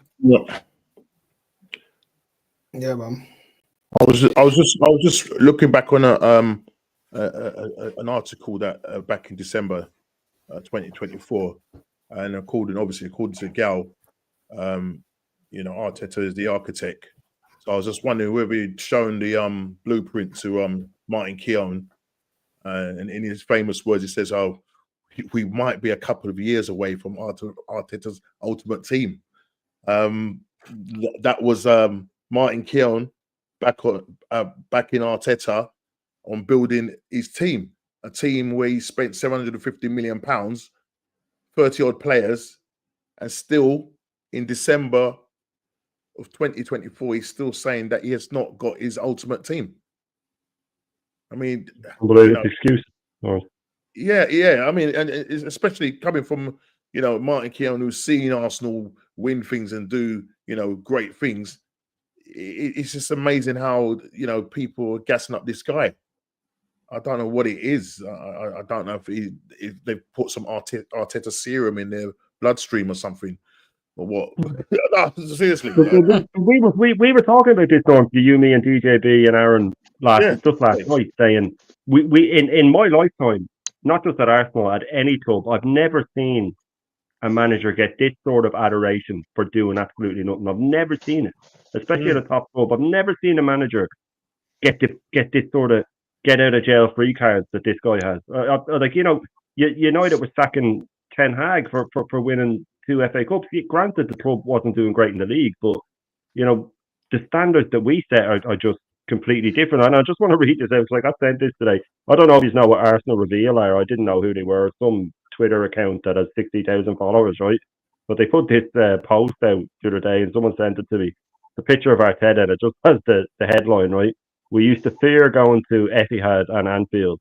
Now it's Real Madrid sweating over Arsenal coming to the Bernabeu. Mikel Arteta, you've changed our lives. That's the type of shit that's going out, like, you know what I mean? And the people are eating up 60,000 followers. That's the threshold. And Madrid are not. They're not fearing us, by the way. Coming to they're licking their chops at us. They wouldn't know until we lose. But then when we lose, there's an excuse.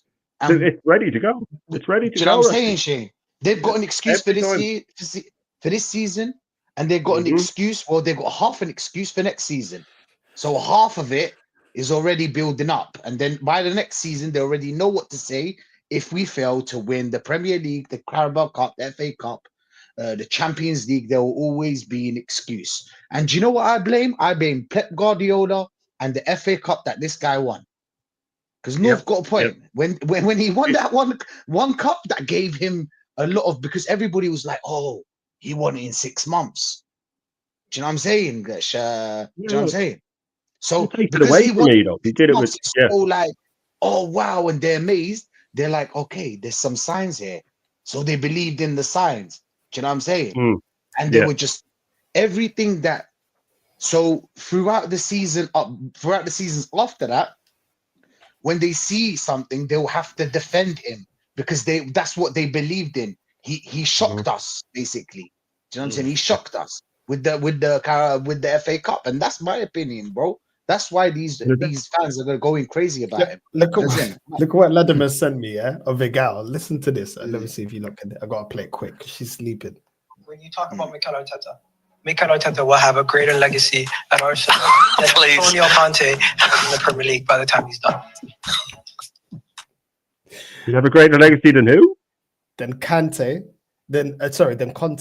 when he leaves in the Premier League. A greater legacy than Conte when he leaves. Conte won the league, so no, he won't. No, you know what I mean. It's simple as that. That's what he's gonna do. Like, pick up Leathers, bro. At this commentator play, he isn't gonna have a, but he's not gonna have a bigger legacy than. Did Odegaard play football? By the way, did anyone ask him? Did he play football at some kind of level? No offense to Odegaard, but does he look like he's of a kickball? I don't think. I'll be real. That was my first. That was, you know what I'm saying. That was what I anticipated first thing when I saw him. But like, no, north side he plays. Ballers don't. Ballers know, bro. Listen, ballers know. If you played football before, you know already that when you go into that league cup, anything you win, bro. We play for free, and we're like onto each other. Do you know what I'm saying? Screaming like, "Shut up, bro! Play the ball here." Do you know what I'm saying? I know that's a bit aggressive, obviously for professional football, but there must be some kind of ambition. Do you know what I'm saying? We can't just stop here at second place. Like, when does it end with the second place? Does it end next year? Is it the year after? Because that's what's worrying me. You know, that's what's worrying me because he can get second place. I'll just end it here, but like, this manager can get like second place and third place, and he can get Champions League for the next 5 years with this team, that we have. Or let me say, not team. Can he though, Rashid? Because he's only really been able to do it, when there's one contender. When everybody else is strengthening, Nottingham Forest are going to strengthen. Newcastle are going to strengthen. Man City, we're not going to strengthen. When there's multiple contenders, he's going to be able to get top 4. Is he going to be able to get second? Because right now, he's only really had to rely on, it's Arsenal going up against Man City. Then Man City fell off, Arsenal going up against Liverpool. Nobody's been consistent enough. And even then, I know Forest are close, but every time it's been two teams that really are going for it for the Premier League. When there's multiple contenders and there's less points and other teams are dropping points and there's more contenders, everyone's stronger, which we expect Forest and Newcastle and City to do. And we expect Chelsea to do something as well. Let's be fair. We do expect them to do something. Whether they do or not is another thing. Of course. Will Arteta be able to contend with all of them? I'm not sure, bro. I am not with sure. The defense. With the defense and the way he sets up defensively. 4 teams going for the Premier League. I don't know if this guy's got it, bro, because the mistakes he's making. He wouldn't. Yeah, he dropped down. He would drop down. Let's be real. Like Forest ain't far from us. Newcastle ain't far from us. City ain't that far from us. They're better than us. Points, bro. You know what I mean? And they went. Newcastle have a better first 11 than them. So I'm worried about Newcastle next season because I mean, they're going to challenge next season. Yeah, I mean, their midfield is absolutely ridiculous. And the thing about Newcastle, they've got such a balanced side in terms of their defense, their midfield, and their attack. They only need a couple of players, right, to really make that team go, and they can spend the money because they've got the richest owners in the world. So, you know, once this FFP and PSR thing is out the window, they could go and get a top strike or get a top player, you know, either in the midfield or in the defense. You know, they only need about 3 or 4 players. Whereas Arsenal, we're looking at a total rebuild, mate. You know what I mean? If people are saying, oh, you know, we only need to get rid of 3 or 4 people. I hope Berta sets him up. I can't lie. I hope he sets him up with some shit players so he can get set up for good. Because if Berta does make the signings that he usually does, Normski, for the club, of course, I know it's not for Arteta, but they're going to bail him out. Like against Real Madrid, let's be honest. The Rice bailed him out. Because tactically, what did he really change when it came to the halfway? Because the first half, obviously, I believe it was balanced. Some people believe Arsenal were better, whatever. But going into the game, nothing really changed the first 15 minutes before the free kick. Nothing really changed. Do you know what I'm saying? We attacked the same way and we missed the same chances. Just like we missed against Man United and Crystal Palace in every game before that. Same formation, same setup. Same way of play. I can know how Arsenal play, even if I'm hearing it from a radio. I already know what's happening. Yeah. Obvious. It's so obvious. How? Go cross. When we got those 2 free kicks and that's when our game stepped up. Yeah, up until that point, nothing was really happening. You know, I mean, those we were treading water in that game. That was, but that was just the individual brilliance, bro. Nobody, even Arteta. That's why I actually gave credit to the set piece coach because I thought that he was going through the free kicks with Rice, and then he found out that Rice had a free kick on him, and then that he was like our secret weapon. Do you know what I'm saying? I mean, you get me when he did this. Come on, everybody thought that it was a secret weapon when he did this, and then when I found out, and thank God for Titi. That's why I love him. That's why that's my guy. You get me? That's why he's a G. He asked him because Titi's wondering as well, like me. He's asking. No, not even Titi. Bless up Declan. He exposed our captain and the set piece coach. Yeah. That was a plan, by the way. Declan and Berta. Well, Declan's a real one, you know. Exactly. Declan and Berta. Declan, yeah. The one thing I'll say about Declan is that I don't think he's that good a footballer. Yeah, I don't think he's that good, bro. The one thing I'll give him credit for, the guy gets it. That he knows if I have a shit show, I have to come out and expose the thing, and own up to it and say, yo, cool. But if I have a Mazza, I have to come out and say, yo, you see these dickheads? Yeah, that's a real one, bro. All of us on this panel and everyone watching, if I fuck up on something, I go, yo, chat. Yeah, chat. Do you think I'm a dickhead for saying this? No, I said this on Twitter. Now, I'll give an example. Some fucking idiot from Canada called me the M-word. Right? So I quoted it back. This is about 1.5 years ago, Right? I quoted it back and I was like, I'm a white English guy, not as you claim. Brackets, the N-word. Yeah? Boom, boom, boom. Elon Musk banned him. I wake up the next day, my man got suspended, innit? Yeah, but all the fucking internet on Twitter, Lee Gunner said the N-word. But they can't see that guy's tweet because he got banned. Luckily for me, I had the fucking screenshots. So I then came on here, Right? And I was like, chat. And it's not white English in their 40s on this chat, by the way. Right? It's not white English 40s on the panel, by the way. I was like, chat, if I've been a dickhead, call me out. Do you think I was wrong for saying this? The whole chat lit up, fuck him. Yeah, absolute dickhead. I had some other idiot the other day, yes, use that word again against me, yeah? I was like, bruv, I'm white and I'm English. Yeah, what the fuck you doing? I quoted it. He then replies, oh, yo, it's just a comment we use on Twitter. It's a throwaway, bruv, it's not a throwaway comment to a lot of people. What are you doing? Whether you're black, white, Asian, pink, blue, purple, yellow, golden, that'll be me in the summer, by the way, hopefully. Yeah. It's not a throwaway comment. Oh, it's just something. Oh, so I quoted that tweet back and I said, so cool. Can I say that word then? No reply. Yeah, because I can't say that word. And do you know what? You know Tao, innit, North, yeah? Tao don't think that word's racist, isn't it? We had that conversation. He don't think that's racist. My man grew up in apartheid, bro. Yeah, front line. Dad white, like a ghost. Yeah, mum blick. She blick. Man's like white. Dad. She like ghost. Yeah, man's in the slow lane because he's mixed. Yeah, you're in the slow lane. Dad's sitting in the car going, yo, the fuck's Tao, bro? Man gets out of the car and he's like, yo, what the fuck are we doing here? Oh, sorry, sir. Man's now in the fast lane because it's not the black lane anymore. Yeah, so man knows proper racism. Yeah, I'm not saying that word is not racism. However, the way people fucking use that word on the internet pisses me off. Yeah, it pisses me off.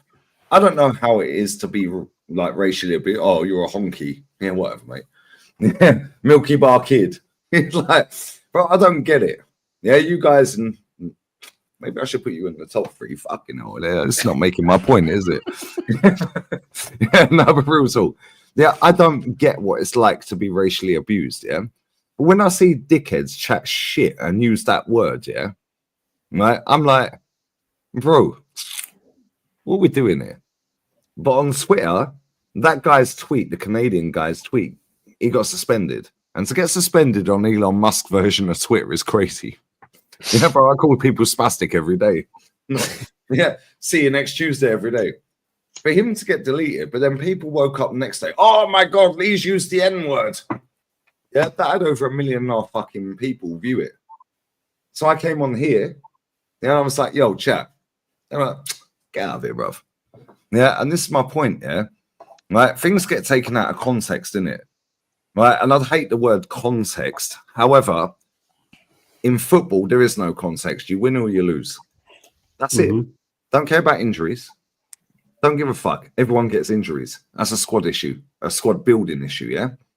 Don't care about any bullshit. Don't care about refs. They're shit for everyone. Don't care about fucking PGMOL. Fuck off. Yeah? When it comes to outside of football issues, then you have to have a bit of context. Yeah? And I swear down there, bro, it pisses me off, innit? Because people will do above and beyond to flip and change the goalpost, whether it be football, yeah, racismo, yeah, fucking homophobia. It's like, I'll give you an example. My missus will sit there and I'll be like, you got 3 jobs. Suck fucking shut the fuck up. And I'll tell her that on camera. No, real talk. North, you've heard me say it in front of her, no? Yeah, am I lying? I could No, real talk. I don't know. I've sat there when she sat there, and I've gone, you have 3 jobs. Suck fucking shut the fuck up. That's it. I'll do the rest. You've heard me say it to her face. You've heard me say to her, oh, El Rey, mi principe. So I'm the prince, I'm the king. We'll act like a princess or a queen then. Yeah? Can I have a beer, please? No. Well, you're not acting like a princess or a queen. Yeah? Oh, here you go, sir. Yeah? But then people will take that out of context and go, misogynistic. Yeah, you would have. Well, you said please like that with a Latina or black woman, man. Bro, women trust me. Latinas, you would get bro, I'm with Eastern European. Trust me, they're fucking wired differently, bro. They're mad. You ain't talking to a woman or Latina, lad. Your wifey is lovely. However, my wifey but I and your can't say wifey that. are I so can't even- similar. It's crazy, isn't it? You know I this can't already. like, Let's not. I can't say to her. I can't say that. No, because you ain't got the cojones. I got to put it in a different way, you know. No. Just say it as it is, bruv.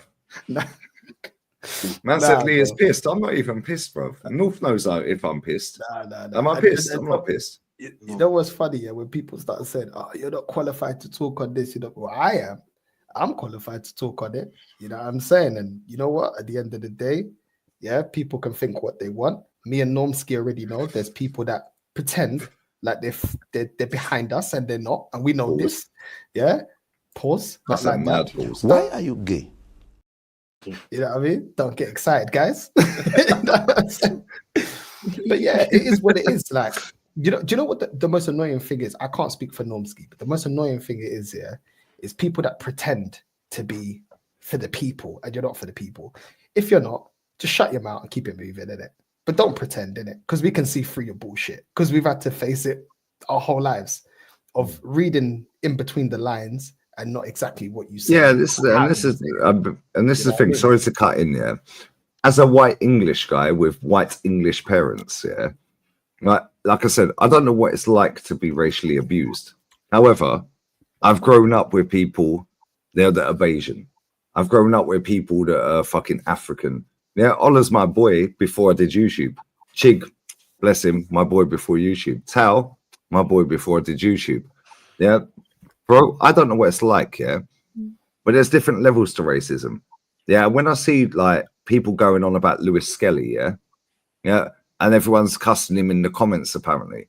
Bro, I shared the whole fucking England post. I didn't see a single racist tweet in the replies. Yeah, but people want to make everything racist, misogynistic, homophobic, yeah, fucking anti, oh, you're negative and this. It's like they're the ones with the negative agenda. We're the ones that actually fuck off. And that's where I stand with it. It's just like bullshit, bruv. Like people just want to be the victim all the time. This victim culture that's happened over the last 25, 30 years as we've all grown up. It's absolute bullshit, bro. Yeah, my parents have picked me up in the fucking shopping center and weighed me fucking fuck off. Yeah, you do that now, social circle, you're getting arrested. Sorry, Norms, sorry. Yeah, no, I'm just listening in, bro. I'm just trying to stay awake, bro. Man's like, yo, wifey's listening. I don't want no part of this. Man said, yo, Principe, get me a bit. Yo, you call me the prince, get me a beer then. Yeah, Norms are getting punched up. Yo, he's got his head. Believe. You must believe, Norms, you could say that. She will give me the black look. Don't worry about that, man. Yeah. We don't have that. It's just humans. It's just humans. Humans are idiots, man. They always want to look for division. And when they can't look for division, they start looking with it. Oh, you're from North, you're from here. I had an Italian friend, he's from Napoli. He said, oh, the Juventus fans, they look down on us and they speak that. Humans just need to just shut the F up and just, if you don't get along, just shut up. Business, bro. Just shut up, man. Do you know what I mean? Like at the end of the day, just shut up. At the end of the day, we can all get ill. We're all, unfortunately, going to have our day where we're going to go. No one's better than no one. Do you know what I mean? And just continue. Like, I don't like all of this taking the knee. I don't know about you, Normski, but I just don't like it because I feel like a lot of people do things to appear a way and not to really reveal how they really feel because of backlash, not because of that's how they sincerely feel. Yeah. Just shut up and nobody cares. In America, I think they're quite open with it. You know, you just if you don't like me, say you don't like me. I think over in England they're more conservative. You know what I mean? Like that's what it is. You kind of figure people out, sort of thing. You just get on with it. I mean, I was on Aaron's show the other day, and something was put in the chat, and I think I was singing, and they put something in there. I just ignored it. I did it, but Aaron was like, "No, man, I ain't having it on my channel." You know what I mean? So I think he banned him straight away. Well, I can't remember what it was because I'm not gonna give them the time of the day. You know what I mean? They just want the time of the day. It doesn't affect me. I'm thick skin. You know what I'm trying to say? So I said I grew up in the 60s or 70s, bro. You know what I mean? So I've seen it, bro. You know what I mean? So yeah, man. It's what it is, man. You deal with it. You know what I mean? You know what I mean? I don't get in their way. They don't come my way. You know what I mean? And you know, you work hard in life. You try to do your best. You know what I mean? We bleed the same. I'm sure when we cut each other, we bleed the same. Yeah, man. We all share the same hole, bro. You know what I'm saying? Like opinions, everyone like arseholes, bro. Everyone's got an arsehole. Yeah, it's like opinions, isn't it? I think it's rich and poor, to be honest. I just think it's rich and poor directly. If you're poor, you're poor. If you're rich, and that's life. I mean, I'm talking about rich. There's a reason why there's not a lot of them in this world. Malpie's talking about rich, you know. Yo, talk to me. I need that passport, bro. Yeah, soon land. Yeah, you got me the shirt. I just need the passport. You know what I'm saying, bro? I'm telling you, man. That's a basement in Paris. We have to go Paris. That's you get me? It's a basement. It's a basement thing. Nobody needs to know about it. That's a basement in Paris, bro. That's where everything happens. I don't want to speak any. I prefer not I don't want to speak anymore. I prefer not to speak on that. But yeah. If you know, you know. Facts, bro. Facts. Because you just hot them up and then something happens to them, bro. Say less, I can't go back. I can't go back, bled, and it's long for me. You get me? You're funny, Rashid, bro. No, Rashid, you're hilarious. Man said Igal is the guy who gives the big enters the field and gets tackled and then cries off the pitch saying, "You're all bullies." We all laugh as he leaves. Yeah, he's the Robbie Savage of YouTube. Have any of you ever watched the film? Any of you watched the film The Longest Yard before?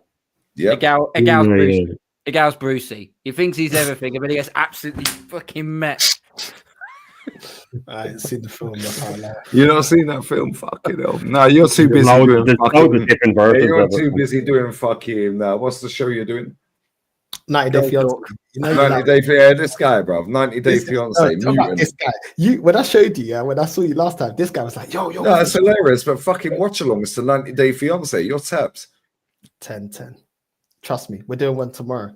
Yeah, I mean, we're not. We're watching Arsenal. We're doing one. No, that's before the Arsenal game. You know, get the laughs in, and then yeah. Get the laughs in before the fucking pain. Listen, we're gonna wrap, guys. We're gonna wrap. But bless up to everyone who's locked in, man. This show has been fire, and I swear down, this fucking dickhead better get through tomorrow. If he don't, take his company credit card off him. Yeah, deport him, give him his Spanish passport back. Yeah, and leave him in the slums of Madrid. Yeah, in fact, drop him to Spanish Dave. How about that? Yeah, how about that? But listen, Shane, always love, brother. Shout your channel out, my bro. Yeah, listen, first off, thanks for having me on again, man. It's always a pleasure, and big up to the panel, big up to Carl and Rashid, and to Northside and to Normski, and the chat's being lit.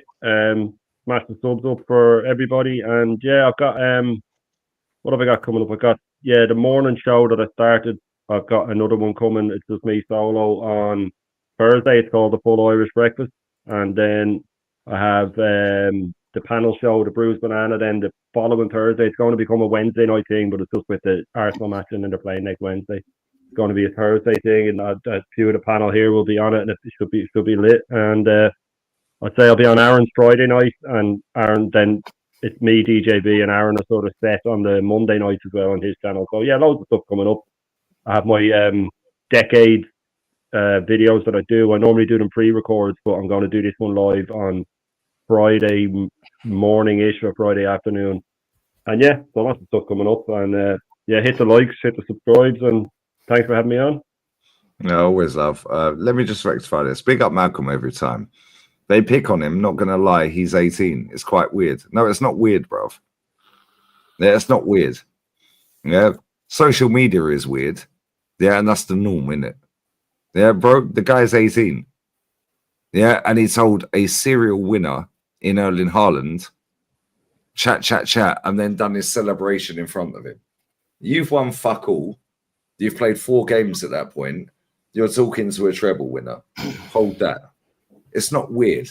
Arsenal fans like to make a narrative and a story. The same as, the Madrid PR Madrid do PR every day, bruv. Welcome to the world of Madrid social media. Yeah, it's been a while, isn't it? 19 years.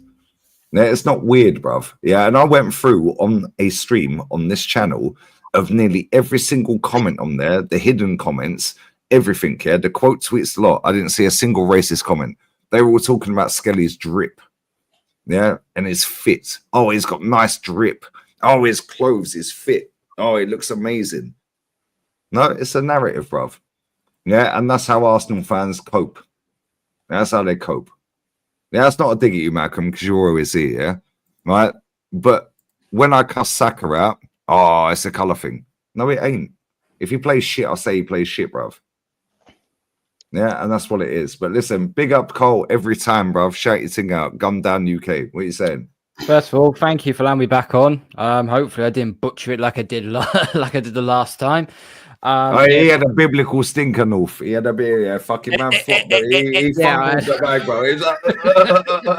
It was like a guy explaining the process earlier. He recovered well, though. He recovered well. I recovered just about well, yeah.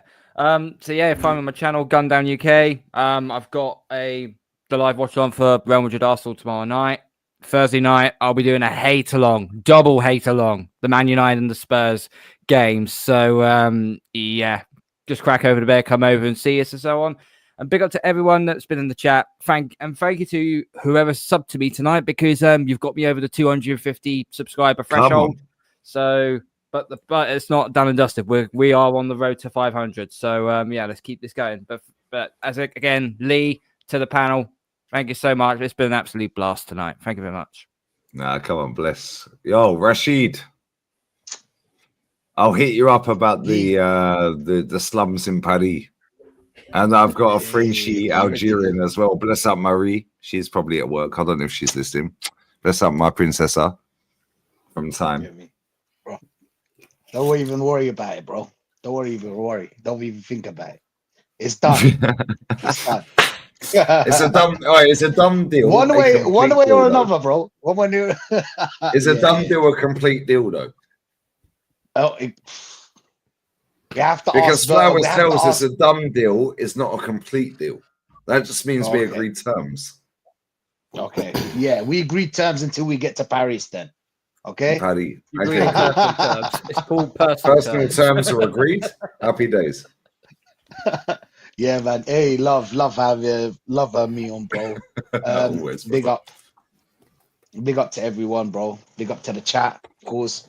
Big up to Sean, Carl, North, you already know, Normski, the guys, everyone, Matty, and the whole team, bro, the whole community.